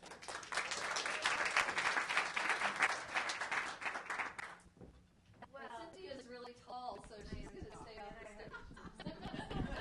Jump off her head. So I love Jennifer. I would follow her anywhere. So I literally flew in from Seattle today, just a couple of hours ago, to be with you this evening. So it's really a privilege. And one of the things that you were talking about is pressure. And I have definitely experienced that on many occasions. And I'm just curious, or anxiety or whatever. When you really look at your dream, can you really feel that pressure right now, that anxiety? It's like, does anybody have a dream that looks a little bit different than your present circumstances? Right. And when you look at where you want to go and where you are, it's like, what was I thinking? And yet the fact that you're here tonight really tells me that you do have what it takes. Because what does it really take to be unstoppable? Oops, what happened to that? Our little thingy. I know I wrote the quote. But being unstoppable simply means having the courage to say, this is what I want. I want to live my success signature, as Jennifer calls it. I want to live into my calling. And then not letting your fear, your self-doubt, the pressure, the anxiety stop you. And every single time you have the courage to take one step forward, that is an unstoppable moment. And to live an unstoppable life simply requires us to take one unstoppable moment at a time. Doesn't that feel a whole lot easier? Yeah. Yeah, because you've all created countless unstoppable moments in your life. So, is it not ready to go? It did? It's not frozen.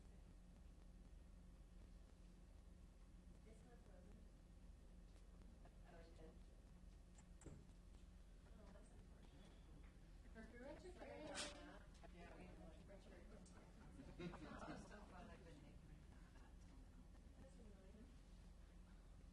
Well, there it is. So it's not not up there. It's the, can you just see if this I one on think it's standby? yeah. Maybe it's that projector. The projector, I think, went on standby.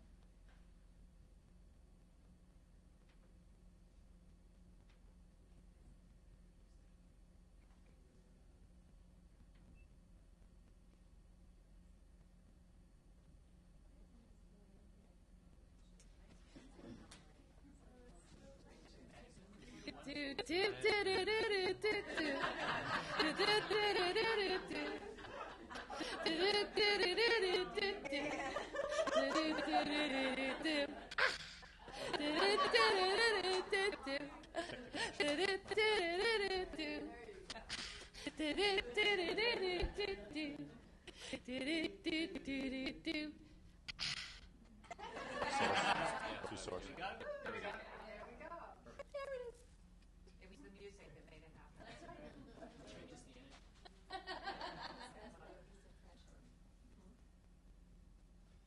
I just closed it.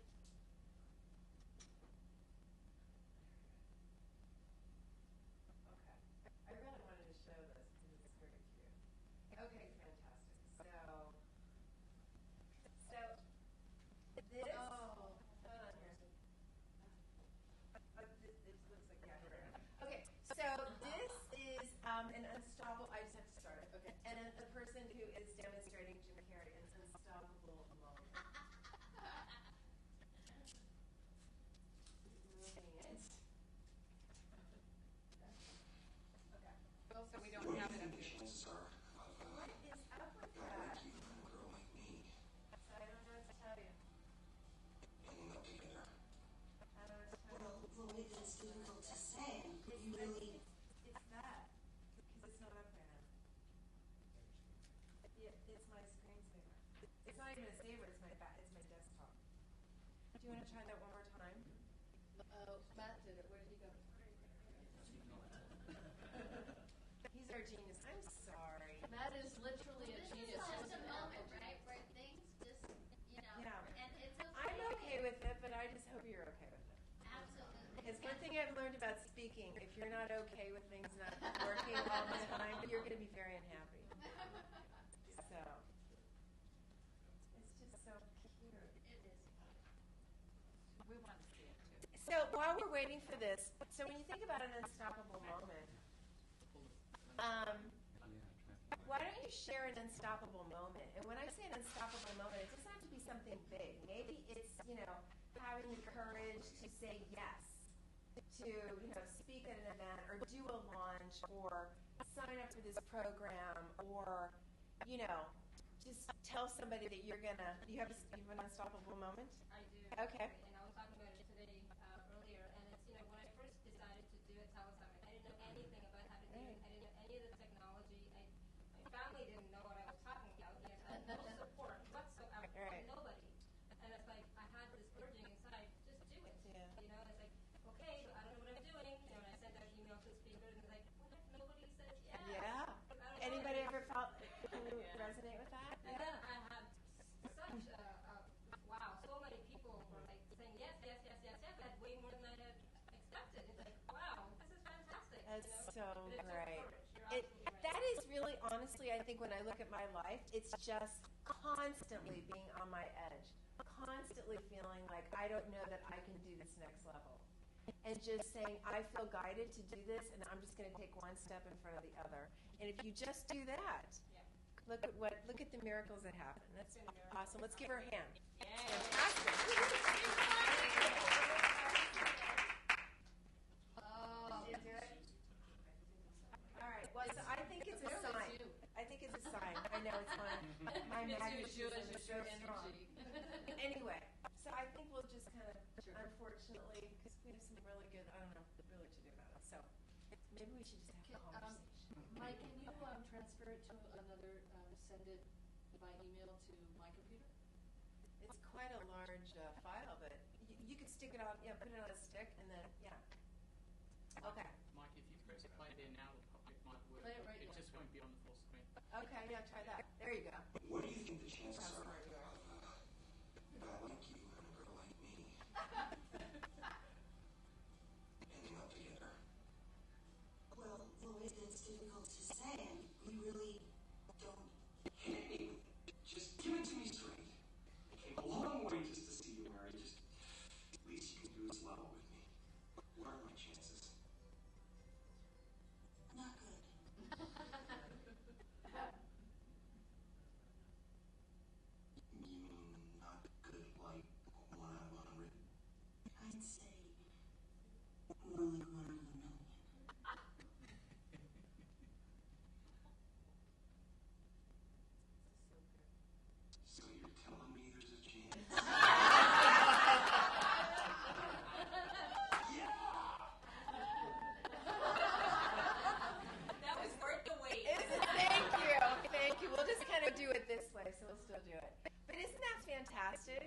That's all we need is that little chance and then the courage to actually move forward. Were you touching it again? There we go. Okay, so, all right, anyway. So, what I'm going to talk about tonight is my absolute favorite topic. Because when you talk about abundance, it is the key to everything you want to create in your life. Does anybody, do you want more passion? More joy? More abundance? Prosperity? Love? Yeah. What I'm talking about is something I've dedicated my life to, and I'm consistently studying it and really living into it myself at a deeper level. And what I know is it will completely transform your life. It's like you will, the heavens will line up if you can really live into this. And it is a process. But it's like the universe will align up to support you and your goals and your dreams. Does that sound exciting? Yes. All right, good. Exciting to me too.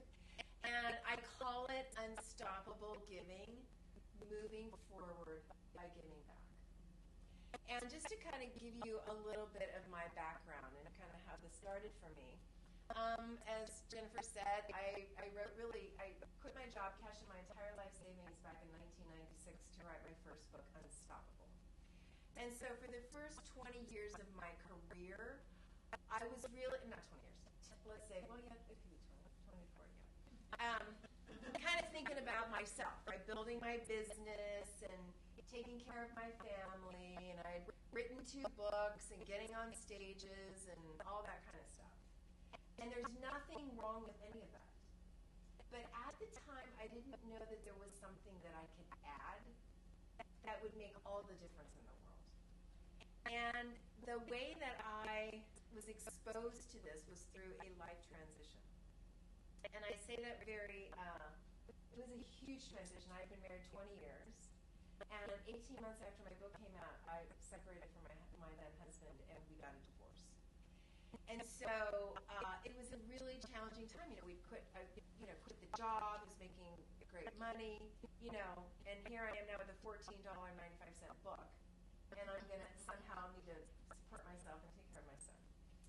And I have a dear friend and mentor, Miller Fuller, who is the founder of Habitat for Humanity. And I called him, and I told him what had happened, and he said, when you have a great pain in your life, you need a greater purpose. Now, understand, I was living my purpose, right? I was living my purpose. But that purpose didn't feel bigger than the pain that I was experiencing. So he had just gotten back from Nepal, and he told me about this amazing country, and while it's beautiful and majestic, it's one of the most impoverished nations in the world. And I thought about what he said to me, and I thought, how many houses? He suggested that I build a house for a family and me. And as I thought about his suggestion, I thought, how many houses would I need to build that would offset this pain in my life? And Can you say that one more time? Yeah, well, which part? That part? How many houses would I need to build to offset this pain in my life, right? If I need a greater purpose, what would that look like? Now, understand, I never raised money, built a house, had never been to Nepal, didn't even really know where Nepal was. Seriously, I knew kind of where it was. But as I really got in touch with that, I thought, well, what, 5? 5 is a lot of houses. I'd never done one. And as I really kind of sat with it, not even close. And I thought, well, 10. 20. And the numbers kept going. And when I got to the number 100, 100 felt bigger than my pain. So again, I'm a brand new author. I don't have a community. We didn't have lists back then. I had no logical reason to think that I could do that. I didn't know people that had a lot of money. I was brand new in this business. But that purpose inspired me. And so that year when I'm speaking and traveling and my eyes are so swollen from crying the night before. I mean, I remember every time I took off on that plane, something lifted, you know, and I was, at least 50% of the time before I would speak, you know, I was crying. And that's very inspiring for an audience, you know, and you could barely see them go forward. And I'm talking about being unstoppable, right? I was in pain. But the purpose of raising the money to build 100 homes for those families in need, that inspired me. And that got me out of bed in the morning. And so when I was out there speaking, I shared I called it an unstoppable Nepal build. And I got a little brochure, and everywhere I went, I would talk about it and ask people to, donate money. You know, they wrote the check right to Habitat for Humanity. It was $2,000 per house. It was $200,000. And just to back up for a second, when I was separated from my husband in December of 1999, and I was at my parents' house, really grieving and feeling sorry for myself. And I had this intention about 3 days into it. I thought, I can't control what's happening to me right now. All I really can control is how am I going to be with this. And I thought, I don't know what's going to happen with my life, but I'm not going to be at my parents' house next Christmas feeling sorry for myself. And I thought, I'm going to do something for somebody else. So I set that intention a year ago. And here, 12 months later, this is the group of people that I took to Nepal. Wow. And I raised $200,000, and we worked on the first 3 of the 100 homes that were subsequently built. And that experience totally changed my life. I had never experienced giving, at that level. And and what was fascinating about this is I made more money that year than I even made in corporate America, and I sold a multi-million-dollar contract. And that was not my focus. So it kind of demonstrates, my life demonstrated really what the scriptures say, give and it shall be given unto you. Jennifer's talking about the law of giving and receiving. And that law is invoked by giving. You have to give first. We're raised to be go-getters, not go-givers. Right? We are oriented in society around getting. And you don't activate receiving when you're waiting for somebody to give to you. It just doesn't work. So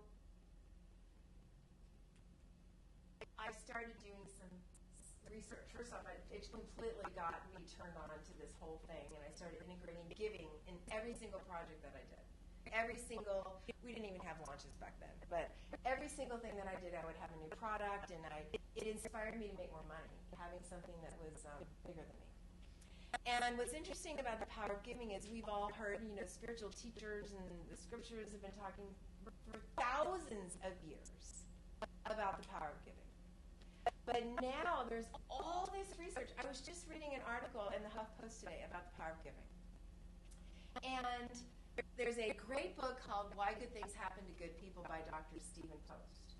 And basically he started a university, an institute, that explored the power of giving. So they did 50 research studies in 44 different universities, and really looking all across different, areas and pioneering scientists, and overwhelmingly, giving is the most potent force on the planet.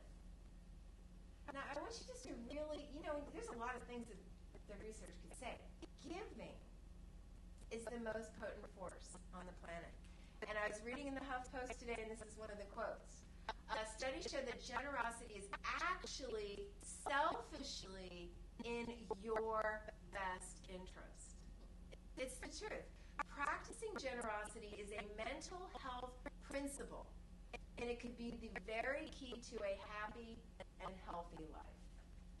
So it's so funny when people, and when I went to Nepal, I have to say I thought, I'm doing something for these people, right? Look how great I am. Wow. And what I really got was what they gave to me. What they gave to me. And one of the women we helped build a house for her. Her name is Shanda. And Shanda had worked in a biscuit factory for 15 years, saving money. Her 8 family members lived with her. And so she saved money and bought the land, but couldn't afford to build the house. And here, as a result of my project, we're over there. And we're able to work on her home. And when we were leaving, we're all crying, and she said, "Thank you so much. Please don't ever forget." Now that's almost 15 years ago. And it really, it's like she changed my life. And that's the beautiful thing about giving, is it's not one way. It really is.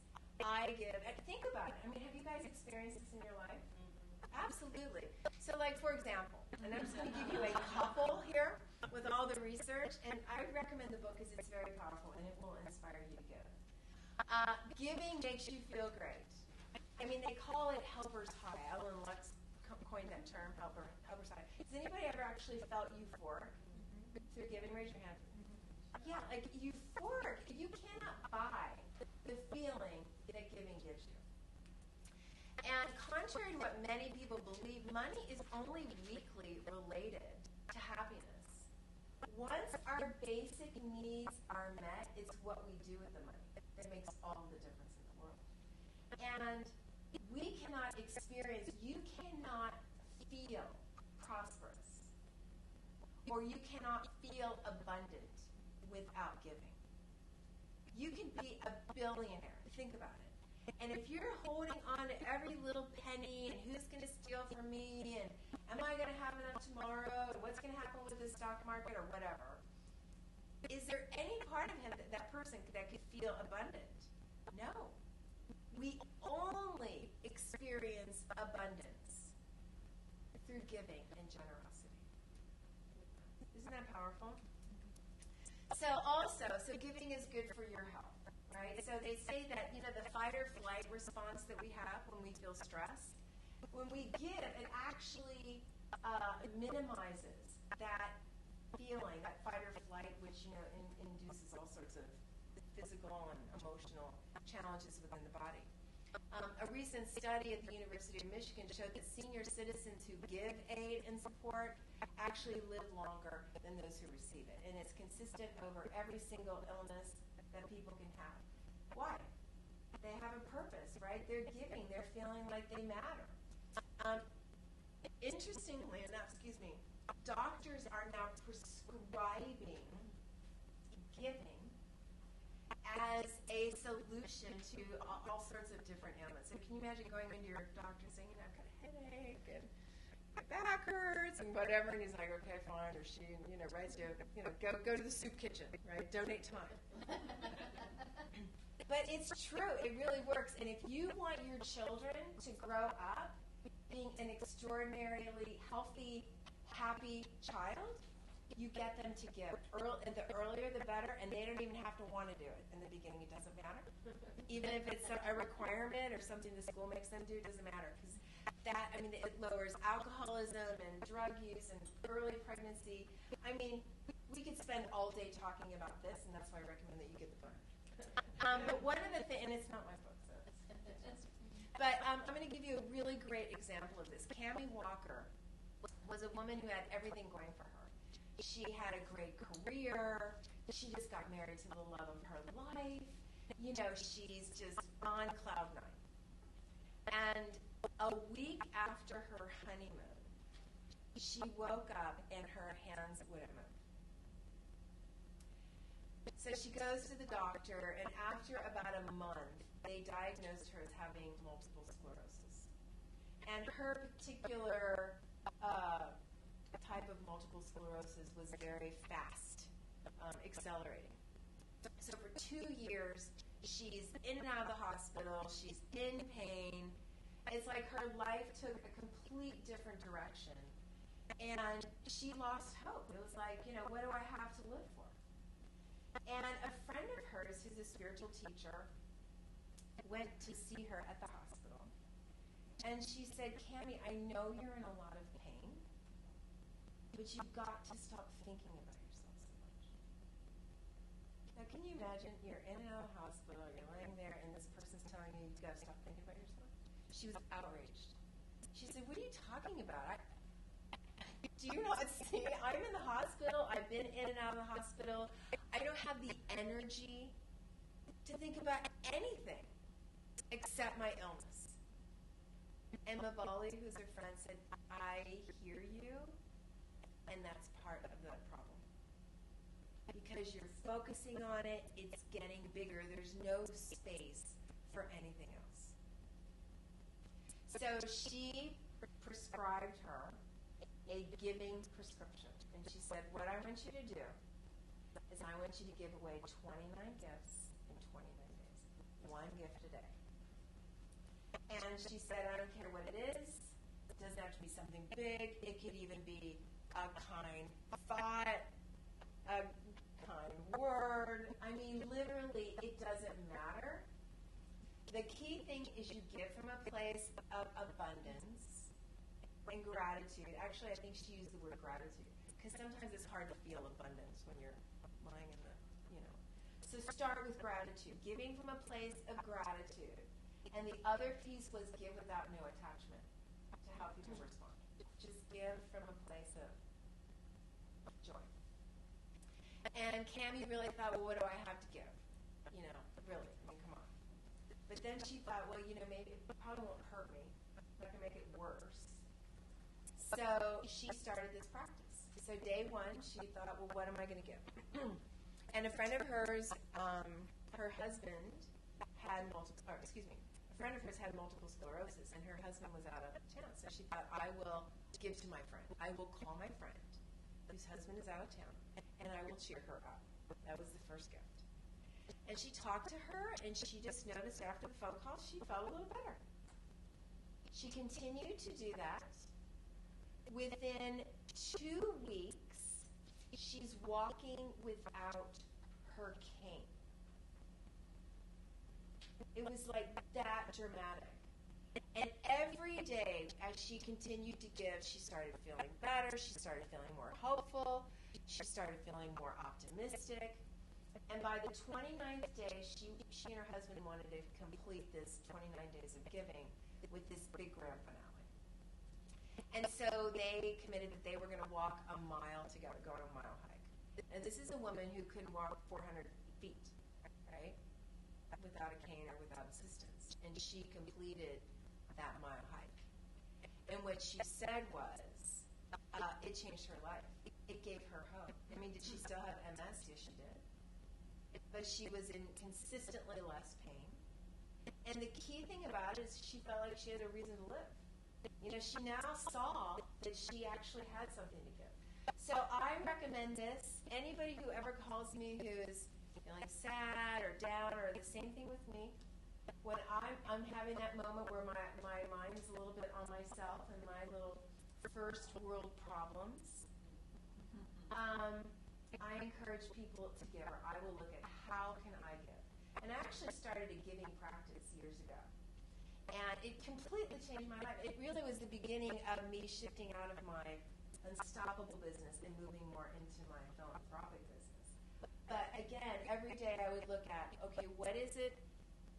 First off, I would give to myself. You have to give to yourself to have anything to give. So the first thing is, how do I give to myself spiritually, emotionally, and physically? So I would work out, I would read something that was inspiring, and I would spend time in prayer, meditation, just giving to me, filling my cup. And then I would look for every day, I was looking for who can I give to? How can I give? And it wasn't in the big ways.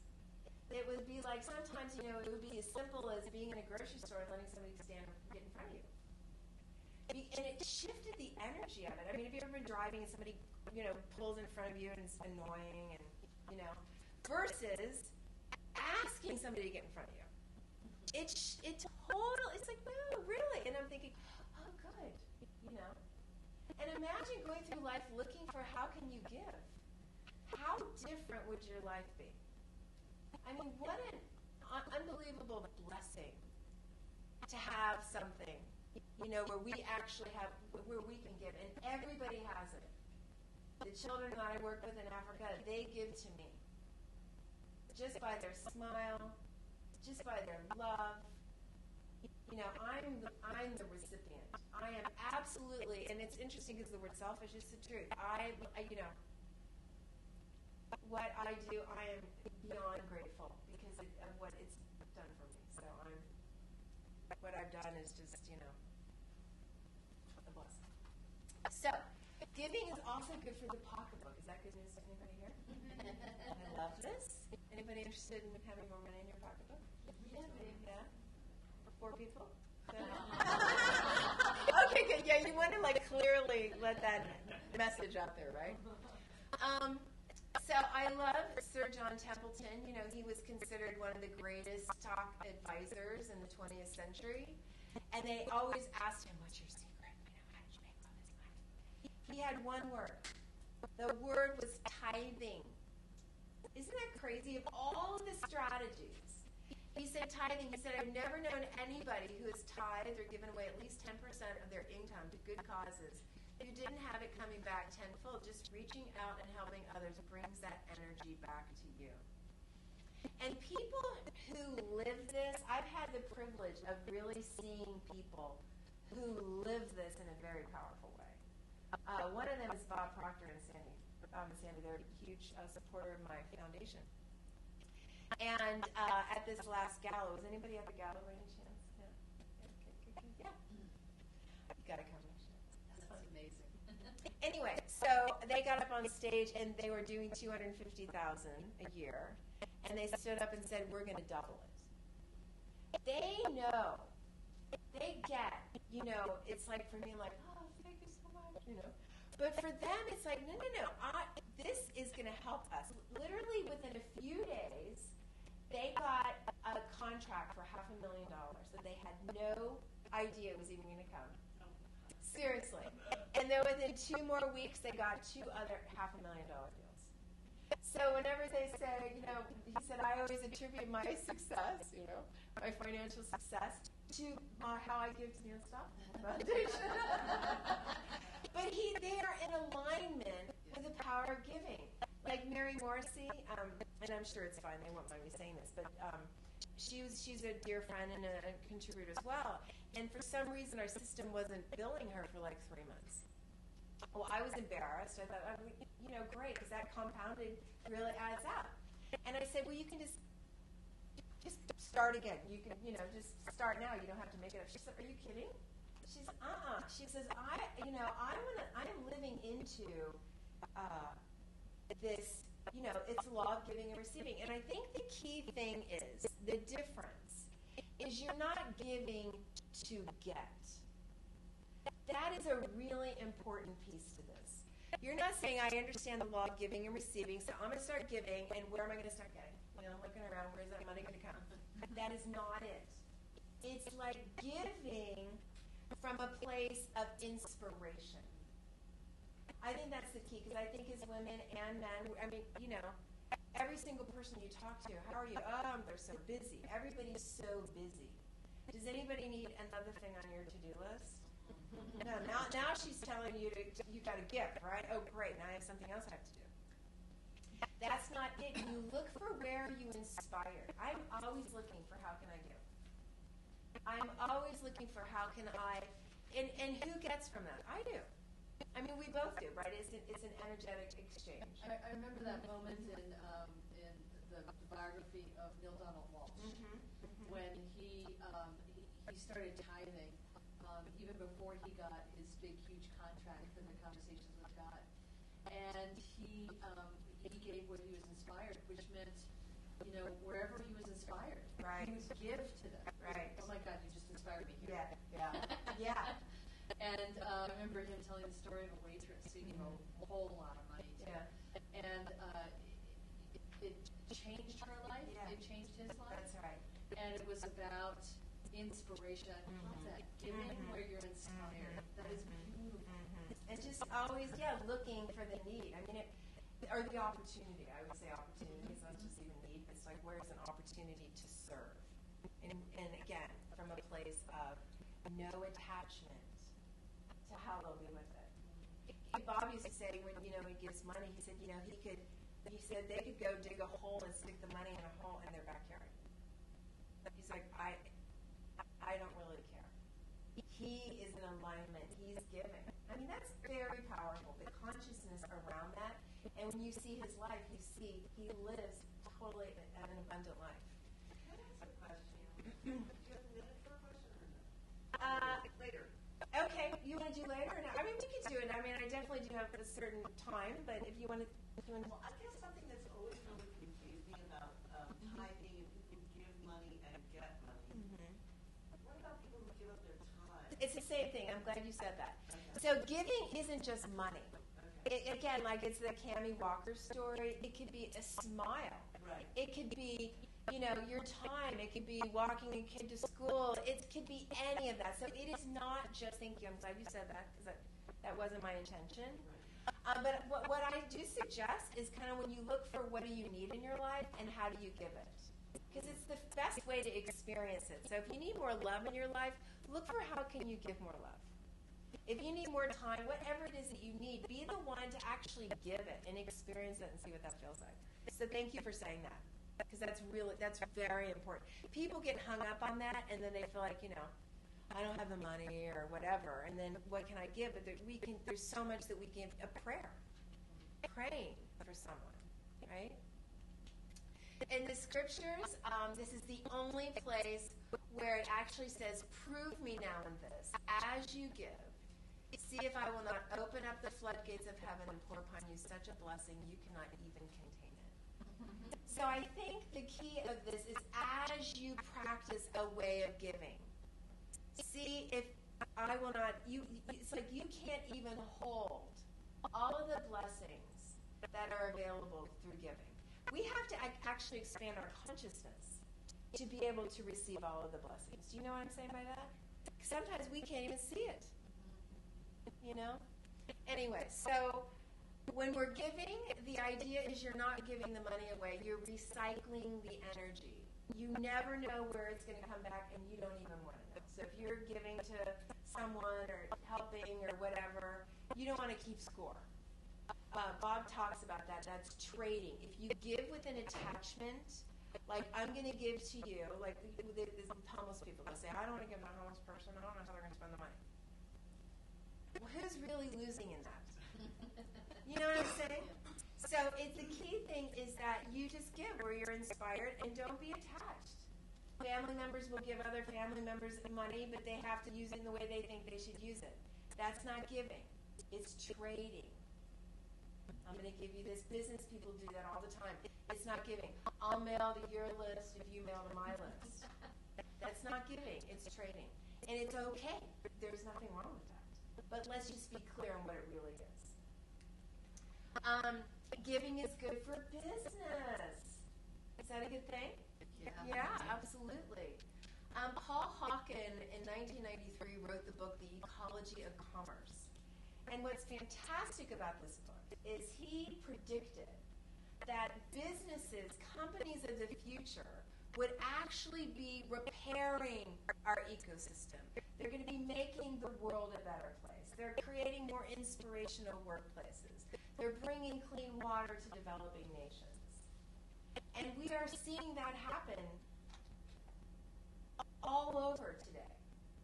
It's really critical.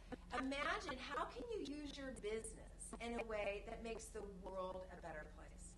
Does that inspire you? Yeah, it's bigger than you. I remember meeting this really great guy, and he said, you know what, don't start another business that's going to create another problem for the planet. We don't need any more of those kind of businesses. Create a business that's going to create a solution. And will people be, beating down your door to get that solution? Absolutely. So it's a win-win-win. So one of the ways that companies are doing this by giving is they're engaging in a cause that inspires them. It's in alignment with their cause. How many people are familiar with Tom's Shoes? Yeah, everybody, right? Anybody not familiar with Tom's Shoes? I'm Canadian, though. Okay, well, those Canadians. No, they have them there. We love Canadians. Yeah, they do. But yeah, but very few people. Basically, he went to Argentina on a vacation, saw these little children with no shoes, and thought, I'm going to start a business where when I sell a pair of shoes, I give a pair of shoes to a child in a developing country. He started the business based on that premise, and it's hugely successful. Would you be more inspired to buy Tom's shoes if you knew that? Yeah, it's just kind of the way it works. USANA Health Science, Peggy Pelosi was hired to become the new vice president of sales and operations. And basically, USANA Health Science, their mission is to create a world. Dr. Wentz created this nutraceutical organization to create a world free from disease, pain, and suffering. Now that's kind of an inspiring mission, wouldn't you say? And yet when she was brought in, she started visiting all of the different offices and the people, and they were not living into this mission.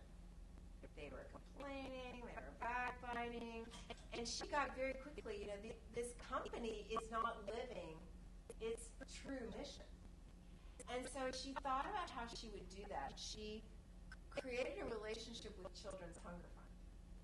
And she came up with a program where employees and representatives and stockholders and shareholders and everybody could contribute to them distributing their supplements to children who were sick with disease, pain, and suffering, right?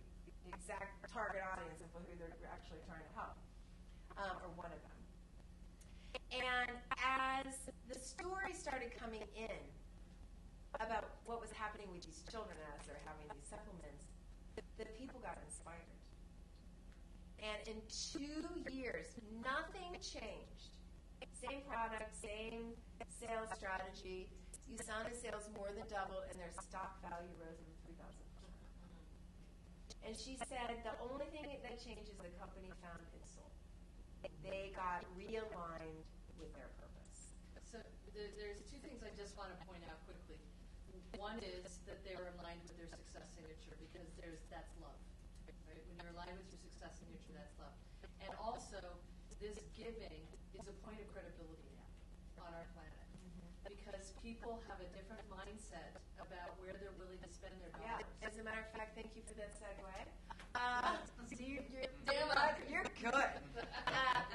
The Cone Cause survey in 2010, they did a survey, and 86% of Americans said that when price and quality were equal, they would reward companies that supported the cause. So this becomes a point of credibility. And it's now actually up to 90%. I need to update. It's up to 90%. So people are inspired. I mean, think about it. Are you more inspired? Oh, let me just show you this other thing. I'm afraid to touch it because I have this video. Have you guys seen this video? Has anybody not seen it? Do we want to see it again? It's so cool. I'm afraid to touch it. No. No. I'm positive. See? I know. Do we dare? Yeah. Okay. Let's risk Mercury's wrath. It's okay, just do it on, Mike, you can just do it so it's not on presentation. Oh, there you go.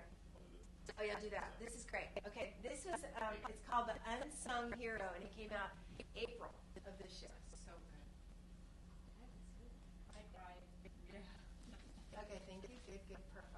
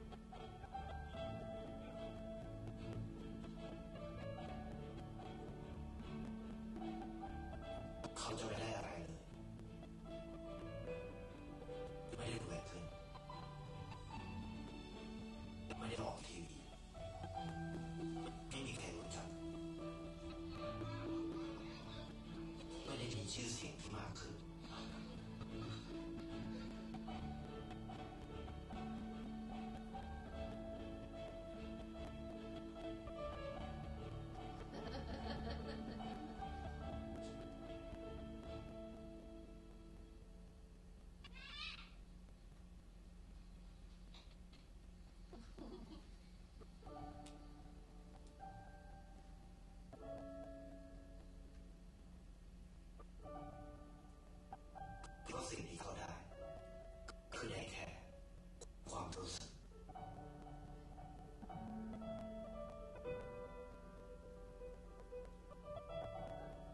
ได้เห็นความรู้สึก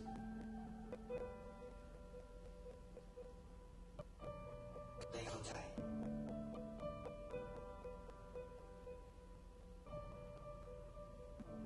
ได้ความรัก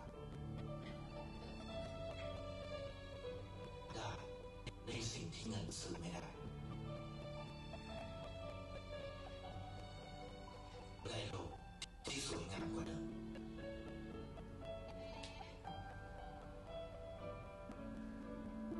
ในชีวิตคุณอะไรคือสิ่งที่คุณต้องการมากที่สุดไทยประกันชีวิตเชื่อในความดี They're great. They're great. So, see, right, it evokes emotion, right? Would you be more, if you were going to buy life insurance, would you be have more of a tendency to buy it from that company? Yeah. And you know what they said? They said, yeah, we sell life insurance. We make money. But when you're selling life insurance, you're more in tune with the mortality of life, the value of life. 3 days after that hit, they got 1 million hits online. In 2 weeks, it was 8 million. Wow. It went completely viral. I still have chills. I still have chills on my body with this. So I think, don't we all kind of get the power of giving, not only in our personal life, in our business? So what are some ways that you can give as a business? So you can donate a percentage of your revenue to a cause. You could do the sell one, give one model. There's a lot of people that do that. Or you can partner with an existing nonprofit and plug into their infrastructure. That's what I did in the beginning. I worked with Habitat for Humanity. That's kind of what you did with me. You know, it's a lot easier. Starting a nonprofit is a business, right? And sometimes, like, I didn't have time to run my business and do a nonprofit when I first, years and years ago. So it's easy to plug into people that are doing something that inspires you. And then together, you're greater than by yourself. And then the final reason that we need to give is because the world needs your gifts. You know, the world needs your, Kathy, your unique gift. You know, nobody can do your greatness, your brilliance, the way that you would bring it. And as we understand that, to hold our gifts back, it impacts the world. And it's like, think about it. You know, even that man, wasn't that a great story? The world wouldn't be as great a place without him bringing the love. And so, and there's a lot of opportunity for your gift to be expressed. And just to give you kind of the transition for me in my life, I wrote my second book, Unstoppable Women, in 2005. In 2006, I was invited to this rural African women conference. And the only thing I knew about this conference is that 40 women from North America were going to go to see women in rural Africa. And they were going to share their stories. That's the only thing that I knew about what was happening. And I felt intuitively like I should go. So I rearranged my schedule, I bought my ticket, I flew over there, I got on a bus with 40 women, and we drove for 2 days into the interior of Kenya. And a bus that felt like it had no suspension. And if it did, I didn't feel it, right? No air conditioning. And, you know, it's like, you know, it was uncomfortable. Like I said, it's my first world problem. And as the days kind of continued, I noticed myself kind of getting agitated and annoyed. And I remember thinking, God, please help me get over my little self. Please, don't let me leave without knowing why I'm here. Please. And when I got there, these women, these beautiful women, with their open hearts, we met for a few days, and I fell in love with them. And you talk about unstoppable. I was blown away by what they have to deal with and what they brought, the countenance, the spirit. They were there looking for solutions. How do we preserve our food in times of drought? They have no electricity. They have, so how do you preserve your food when you actually make it? How do you get clean water for your children? How do we treat our kids with malaria? I mean, the list was quite long. And the number one thing they said was, how do we get our kids an education? Because without an education, none of this is ever going to stop. And I fell in love specifically with those two women, Jawahir and Rose. And I promised them that I would do something. I didn't know what it was. I didn't know anything about it. But again, I thought I want to do something. I came home and started doing some research and very quickly got, we live in a global education crisis, right? And 57 million children around the world aren't attending primary school. That's hard to get that number. So think about, that is every child in the United States 14 years of age or younger are not going to school. So if you have a daughter, a son, a granddaughter, a grandson, a niece, a nephew, someone in your family that's 14 years of age or younger, I want you to stand.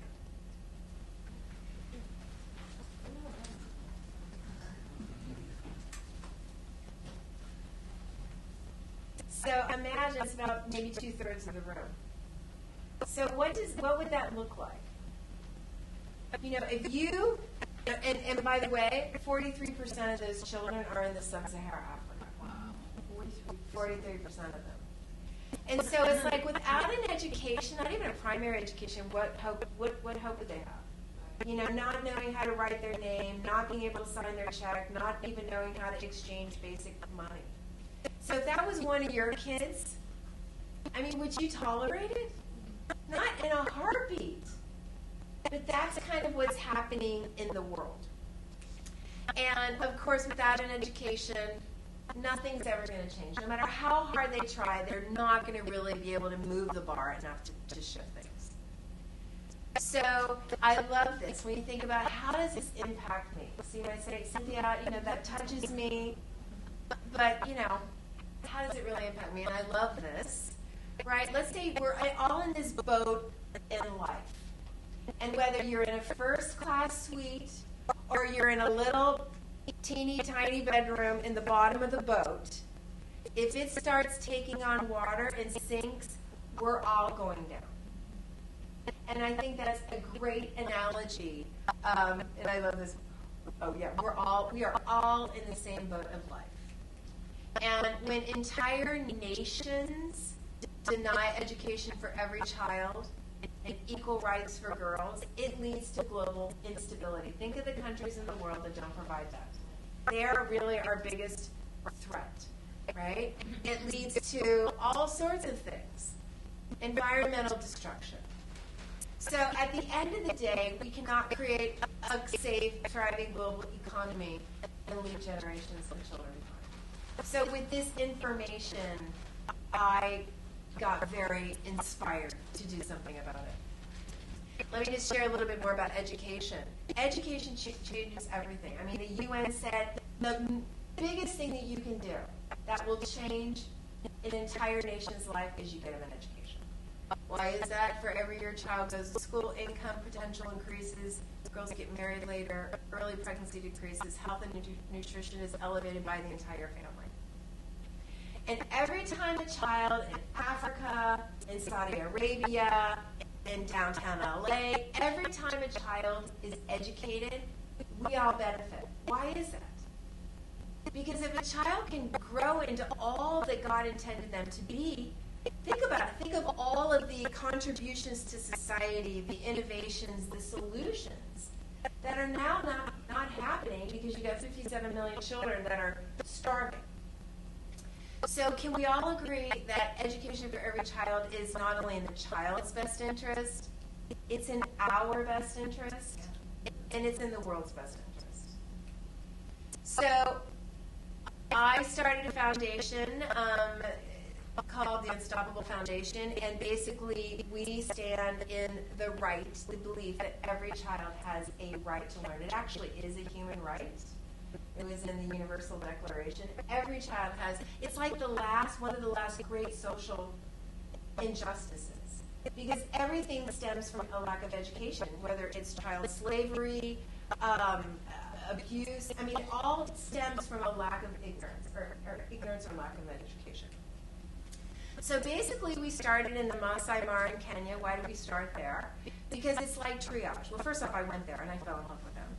But it's kind of like in the emergency room, you know, when you've got these disasters that happen, you start looking, you know, who needs immediate help, who can wait an hour or two, who, you know, and you decide. And that's really why, for me, why I'm in Africa. That's because almost half of the children that are at most risk live in sub-Saharan Africa. And in this particular area, as a matter of fact, we're going in 4 days, or on Thursday, we're going to go visit all of our projects. There's 850,000 people, and they really are, you know, the most struggling people. And you can imagine it's like, wouldn't it be nice just to go, like, build a nice little school and say, okay, go ahead, you know, great. And yet they don't have clean water, and the children are sick. It's just not the solution. You have to do more than build a school. So we have something that we call the Unstoppable Solution, and it's at a village at a time. And we deal with all of the things that keep a child out of school. So what does that look like? So imagine being able to provide a daily nutritious meal in a clean, bright schoolhouse where children can learn. You can see what's one old school, and that's the new school. Imagine providing access to clean water. Look at those girls, so that the women and girls don't have to spend their entire day fetching water from a contaminated river. And we were there fetching water with them several years ago. And they have to walk how many miles? Miles. With 40 pounds, these are 40-pound jugs that they're walking. I mean, their backs, and many of them, you know, it's just, our team couldn't even do it. You know, I carried a 20-pound one. I mean, it's just, you know. Imagine every single child and member of the community also receives access to medical care to keep disease and illness from robbing them from their education. They also, the failing crops, now that they have clean water and a borehole, it actually provides water so they can have organic gardens in the school. Look at those faces. Those are happy, and that feeds the entire community. And imagine the parents receiving training to generate an income so they can afford to keep their kids in school, specifically the girls. The girls are the ones that they'll have working, tending livestock, now that they're able to do it so it's self-sustaining. So you don't have to imagine it. We've already created it. And we have all sorts of partners. Jennifer, you have been a great partner. I think you sponsored like 4 or 5 villages and 7, and you've also, she does more than just sponsor a village. She's also a supporter of the work we're doing. So everything that's happened is in part because of your support. And so we're going to be going and visiting your villages this week. Anyway, so a village has about 350 people in it, and so this is just what we've done in the last 6 years. Over 6,000 children get an education and a nutritious meal every single day. We're now at 61 primary schools that have been built, 2 secondary schools. So about 20,000 people are getting access to these services. So that sounds great. Believe me, I'm not saying this to impress you with any of these numbers. I'm grateful that we've been able to do it, but there are thousands and thousands and thousands and thousands of children that are still waiting. And basically, I promise the elders, I promise those families that I'm not going to leave them. I'm not going to stop talking about this. That's why I flew here. I would support you in any way, and I know that this is a blessing. But it is an honor to be able to share this with people, and I have no attachment to how people respond. It's okay. It doesn't have to be this. I just want you to give whatever it is. And if you feel inspired by this, fantastic. And if you don't, that is completely fine. But my job is to let people know about it. Because what my belief is, and my experience is, people like to be able to give to things. You know, they like to know that where their money's actually going and things actually happen. And sometimes people give to a whole lot of different things. So anyway, this is my thing. So we're wrapping up here. Susan is one of the girls in one of our first communities. And Susan was abandoned when she was a baby. and the mother just left her at the marketplace. And Monique, who already had 8 children, was at the market, and she sees this little baby. It's like, great, I've already got 8 kids. Here's this little kid. What am I going to do? So she takes the kid home. Every week she goes back to the marketplace to see if Susan's mother will show up. She doesn't. So what does Monique do? She takes Susan in. It's like, okay, I'm gonna make the best of this, and she's already in extreme poverty herself. So she raises Susan and all of her other children to believe they can get an education, and that education is the key. And in this community, Susan was able to go to primary school, right? We had already funded a school. There was a primary school. Then they were getting ready to go to secondary school, and we helped fund that too. And for that school, there was only room for 40 girls. It was a boarding school. 40 beds, 40 desks, 40 chairs, 40, that's it. So you've got 26 schools in this particular area that the girls are competing for those 40 slots. Well, Susan found out she was the 41st girl. And so when the school year, she was devastated, as you can imagine, because what happens is the girls can't continue to go to school. They get married off at the age of 12.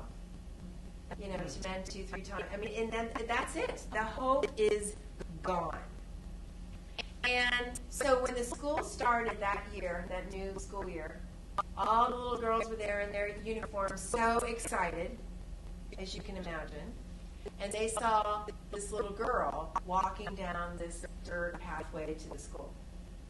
And as she got closer, some of them recognized her. And Susan came up, and the teacher walked out, and she said, "Why are you here?" And Susan said, I got the word, but I couldn't believe it. I had to hear it for myself. And the teacher said, "I'm sorry, Susan, there's no room, right? There's only room for 40 kids, 40 girls." And Susan's like mustering the courage not to cry, to stay strong. But she was upset. And the little girls were watching Susan. And they felt it, because they knew, if it wasn't for us getting to go to school, we'd have the fate that she has. They knew what her future would look like. So they all got together and they started talking and got in a huddle. And they said, "Please don't send her away. We'll move our beds together. We'll move our desks together. We'll share our books, our pencils. Please don't make her go." And that year, Susan became the 41st girl.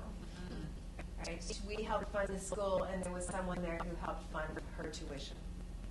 And here she is. This is last year. She's actually graduating. She's in our first graduating class for the secondary school. So it's like going to change the whole community.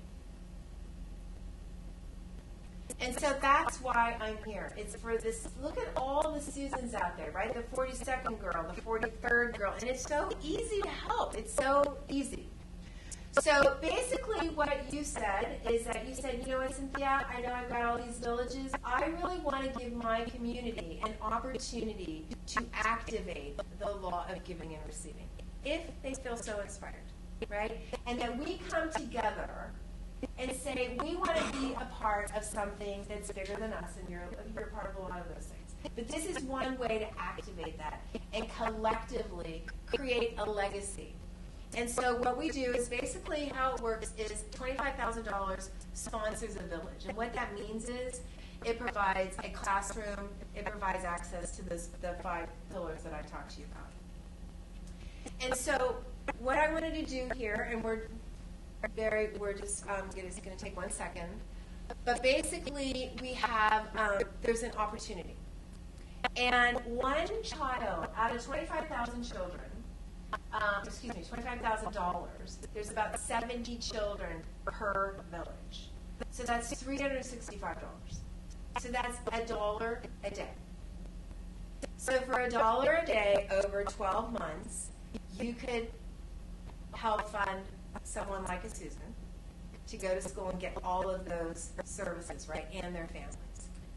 So, or you can do $1 a day, you can do $365, or you can do $31 a month. You know, $31 a month is really what that is.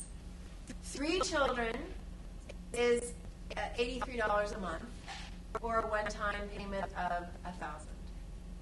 Or you can just decide, you know, how many children do you want to do? You know, I have people that they started with 1 and they did 3, and now they're doing 10, and then they did a whole village. It doesn't matter. It's kind of really checking into, you know, where are you feeling the inspiration? And what would be a stretch? Because I think this is an important piece of really living into that, you know, and again, not because, oh, if I do this, I know I'm going to get. But it's like, how big of a blessing do we really want to receive? And I'm not saying that in a manipulative way because it's the truth.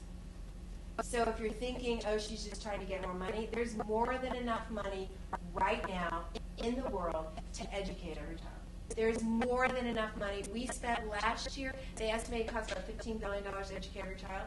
Last year we spent twice that in the U.S. alone on ice cream. Mm-hmm. Do you see what I'm saying? So it's not like I'm here, you know, trying to manipulate you. That is not it. It's to give you an opportunity, if you feel inspired, to be a part of this. That's really what it's about for me.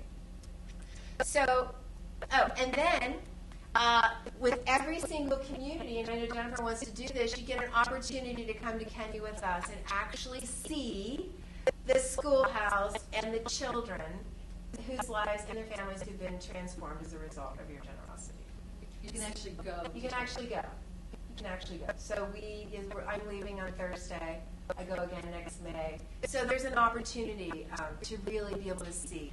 Because you know what? So many people, you know, I mean, some people will never be able to go and see it. And it's okay, right? They're like, you just do it. But other people want to actually go and see. And once you see, then you're even more inspired and want to do more. So please come. Anyway, so I want to turn it over to you. I love these children because what we really do, and we call it the success signature community. So what we want to do is we want to sponsor a village. We want the success signature community to sponsor a village. Now that would take 25 of you $1,000. Imagine that.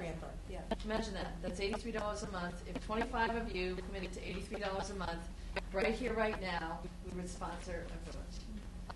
And so the folks online, there's a URL. Yeah. So what you'll do is go to unstoppablefoundation.org/donate.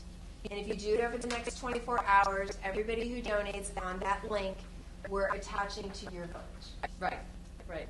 So we are going to have the very first success signature village. And Cynthia will go there with this poster and stand in front of it. It moves me every time. She will stand. Mike, can you call up the thank you from our YouTube channel? Yeah. Our YouTube channel has the thank you video. That Cynthia sends me an impact report, and when I'm feeling down, I pull it up. And I get to see the pictures of these kids that we really physically made an enormous difference in their lives. What I love so much about what Cynthia does is she makes it so easy. She's figured it out. She's got the formula of how to go into this country 2 hours by a bus with bad springs. She's figured out how to get stuff done efficiently and powerfully and make a difference in those lives. And I'm gonna suggest that we're going to create a logo, the Success Signature Unstoppable logo, that you can post on your site. And you can tell your customers, that a percentage of everything that they give you will go to the Unstoppable Foundation. And by giving today, that's true. And by giving today, you're not only making a difference in their lives, you're making a difference in your life. You're not only changing the lives of children who would never in a million years have an opportunity to receive an education. you're changing them, but you're also changing your customers' lives and giving them information about that. In fact, I might even create a little video that you could post on there about from snippets of tonight's talk, so you can share with your customers what you're doing. You can be that inspiration of that wonderful insurance company and have a little video on there that inspires people to be a partner with you because of what you're doing on the planet. So I encourage you right now, if you would, to take a few minutes, look at that sheet. And again, seriously, I want you to feel this. There is no pressure at all. None. I want you to feel this and get this. The presentation tonight is about something that's incredibly meaningful to me. And you are my ideal client, so I'm assuming it's going to be meaningful to you too. And if there's another way that you give, that's fine. And you don't even have to tell me. You know, after these events, I have people coming up to me and say, yeah, but I give to this other, it's okay. You don't have to tell me, it's all right. Wherever you give is perfect. If you are inspired at all tonight, what's the URL to those? Oh, it's unstoppablefoundation.org/donate. You can just go to the site and hit donate. And every single thing, we'll get a page just specifically for you moving forward. Okay. But for right now, over the weekend, It's unstoppablefoundation.org/donate. And so for the folks online, you can do that. And for the folks here, we're going to take 5 minutes and let you fill out the form. And we're going to have a little ceremony where you're going to come up and hand it to Cynthia. And there's going to be, it feels like there's going to be an energy exchange in that process. And then you get to sign the banner. And then you get to sign the banner. And the banner goes to Africa. This banner is going to Africa, so you can sign the banner. So if you're being inspired, again, remember we talked about giving through inspiration? If this inspired you, if this is something that works for you, give. If it's not, don't. If there's, but give at some level. If there's something else that inspires you on the planet, if there's something that you've been giving to but have stopped, start again. Because I'm telling you, when you give, what I love so much about Cynthia's organizations is every year at her events, we get to hear the stories of these amazing kids and what they're experiencing. We get to hear the stories of inspiration of these children in Africa that are going to college, unheard of, and coming back as doctors, coming back as nurses, coming back as professionals. And they're now giving back to their communities in ways they never could have before. And Cynthia has found a way to do that in a way that every dollar I give to Cynthia, I know is making a difference. Every single one. So again, if you're inspired, we're going to take 5 minutes, fill out the form, and we're going to then have you come forward and keep the back sheet. Keep the pink one. The pink one, thank you. And then I'll keep it, and then you just go forward and sign. And do we have a Sharpie? Do you have any music? So let me just play this little video for you. Okay, go ahead, Mike. Okay. It's really short. Oh, cool.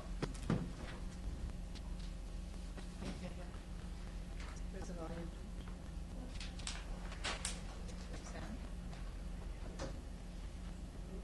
And we all came together to give you a very special message today. Hi, Jennifer, and everyone with Healing with the Masters. We're here in the Masai Mara at the amazing Wangaza Primary School. This is just one of the classrooms that you're supporting, and we all came together to give you a very special message today. Hello.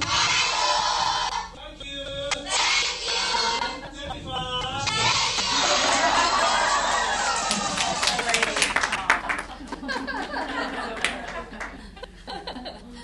That's very sweet. They got any better than that. Yeah, seriously. So just take 5 minutes and fill out the form if you're being called. And you can just give a one-time fee right now. Whatever it does, Do whatever you want. absolutely right. Whatever choice you want on that form. And when you're ready, you can give it to me.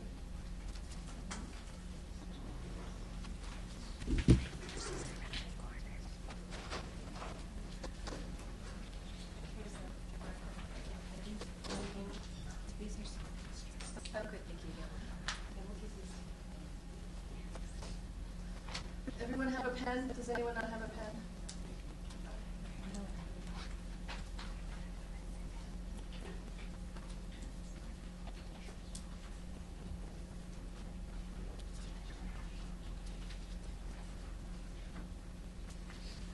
one of these to keep? You keep the back. Thank you so much. Appreciate it. Bless you. Thank you. Sign. A little message.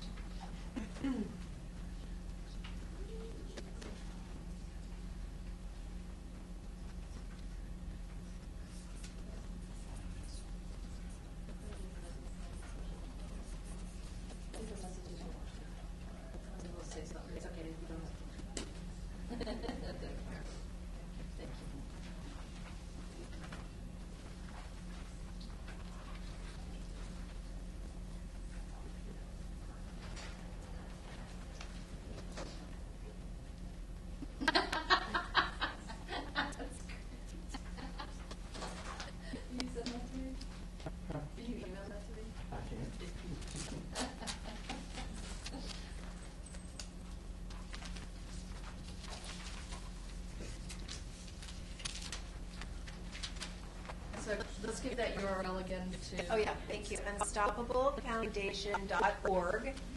Donate. So you can either go there, just hit the donate button, or hit /donate. And all of it will go to the Success Signature. Right. Everything over the village. weekend. Will Everything go over to the the village. village. Yeah. And then we'll get you a new link just for you. Okay. Mike, can you make a note of creating a logo that we can give to our Success Signature people who donate, that they can post on their site? And maybe we can take part of what we did tonight. See if John you want to sign it? Really? Okay, thank you so much. Hi. Thank you, sweet. Yes, please.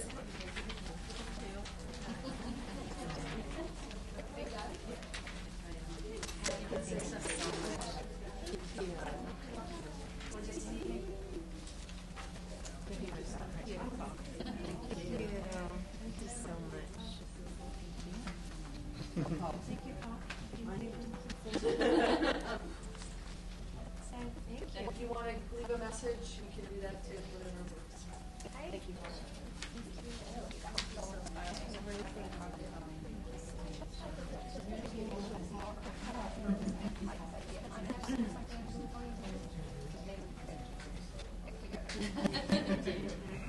Well, I'm pretty focused on this picture, but I think, inside. Yeah. Thank you. Hi, thank you so much. Thank you. Thank you. It's fun. Okay. Thank you. Village. Village. You're in village. Isn't that cool? I know, seriously. It takes a village. Thank you so much. Appreciate it. Hey. Thank you so much. You appreciate it. My pleasure. You're my favorite color. Oh, I left my pink receipt on there. Oh, we back. What's your name? Deborah. Might be like the.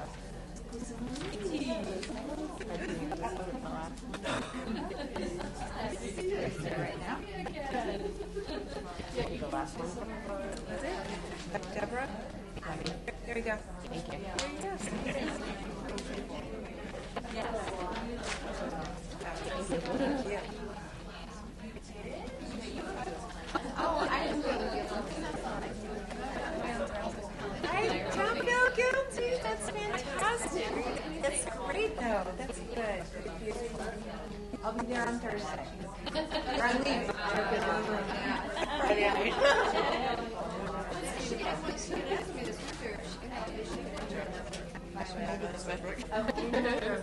We have partners that maybe I'll ask. She's one of your people? No, she's in college. She's in one. Oh, okay. Great. Send me an email. Okay, well, yeah. Right. It would be for maybe. Thank you so much.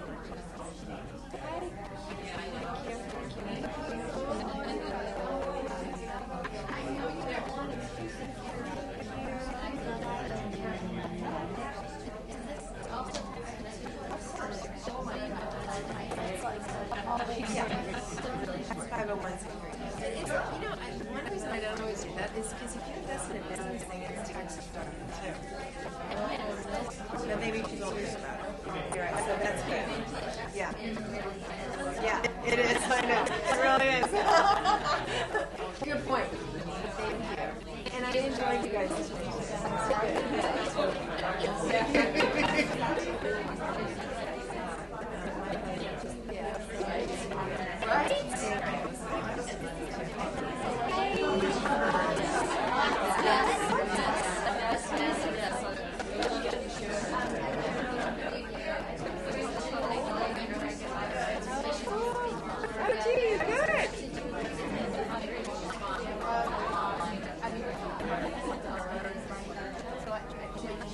Fantastic. Okay. That would be great. That'd be great. Michelle will be the one to call you, so she'll do my back. Awesome. Thank you so much. Appreciate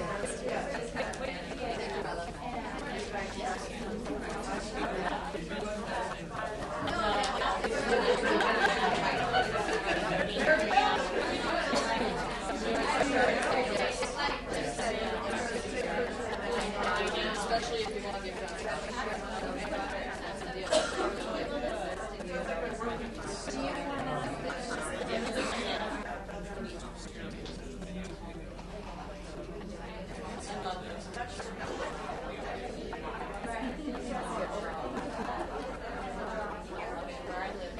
Okay, folks.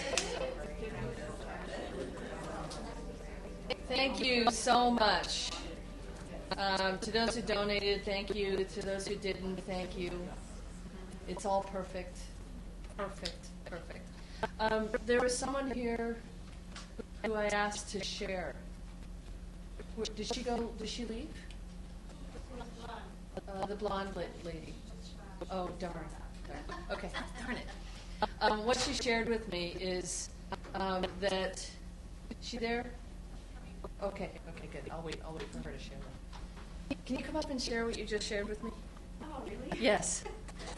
I mean, I guess I was just saying when feeling the energy of just being connected to this, and the whole setup of connecting to that field of abundance.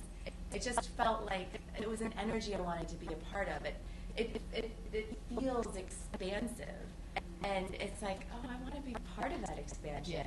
And I was sitting here earlier thinking about the energy of abundance, and when people are giving from that place of inspiration, it really is like connecting to the field of abundance. Yes. Because when we're in that place, we know that there isn't, that scarcity isn't there. That's right. It isn't like, okay, I'm going to do this and you have to do this for me. Because it's like we step into a new level of awareness and we connect to this field where there really is an unlimited supply. And I just have to step in that field, and the universe will come in and supply to me. Yes. And one of the things, thank you so much. Appreciate that. Thank you. And one of the things that you also said is this was completely unexpected. And we knew that this would be unexpected. Cynthia is just this, offers this capacity to open to you. Right? When you're in this field of giving, you're in the field of you as your success signature. Could you feel Cynthia's success signature? Oh, yeah. Right? Could you feel that she was incredibly successful and then she landed on a bigger piece of it? That's one of the things we're going to talk about tomorrow, is that the success signature is a continuing, organic expansion. That there isn't one thing that is our success signatures. There is many things layered upon many, many, many things. And the field of giving is a huge piece of it. So we'd like you to consider what Cynthia shared for your business. Consider how your business can give. Consider how you can create a project that is like Tom's shoes. Because as I was saying earlier, that is a point of credibility. We talk about the credibility branding model. The points of credibility is what makes your audience push that buy button and say, oh, yeah, I definitely want this. It increases the speed of sales. Credibility does. So giving is a new point of credibility. Sharing that you're part of the Unstoppable Foundation is a point of credibility that you can now share with your audience to inspire them. So just feel that right now. Feel your audience and your success signature and your gifts, right? Feel them, that you have something that they just, it would help them so much, right? Your gifts, wouldn't it? Can you feel how much you're helping feel them awaken and expand. Now, feel them interacting with you, not only with your gifts, but in the field of giving. Interacting with you and knowing that every dime they spend with you is going to the Unstoppable Foundation or another foundation. And it's not just for corporate brand awareness. We're talking about a different form of energy here, okay?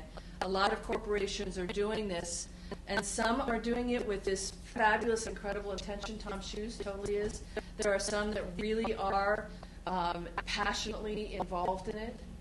But we're talking about engaging in something that is inspiring to you. And if it's inspiring to you, it will be inspiring to your audience. This is incredibly inspiring to me. I've never bonded with a charitable organization like I've bonded with Cynthia and the Unstoppable. It just moves me. It moves me. She moves me. She is unstoppable, and I'm inspired. And that inspiration opens my wallet. That inspiration inspires my audiences, as it did with you tonight. Didn't it inspire you? Right? So that's what you can do. And if it's not Cynthia's organization, it's another one. But consider that as a piece of the puzzle of your business, because your business will expand, pressed down and overflowing through the giving. So I want to thank you for being with us tonight. Thank you so much for showing up. I can't wait to play with you all day tomorrow. We're going to go deep and long. So get ready for that.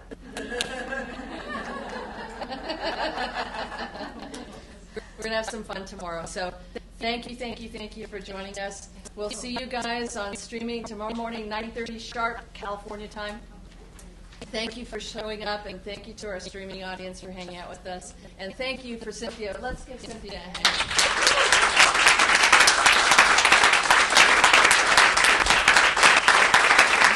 And thank you to those on our streaming who donated tonight. We're so grateful for your contribution. That poster, we have to find a way to get the folks who donated online to sign. Maybe we could get them to, I don't know, send us your signature. We'll figure something out. We'll email you. We never email enough, right? Thanks, everyone. Good night. We'll see you tomorrow. Bye.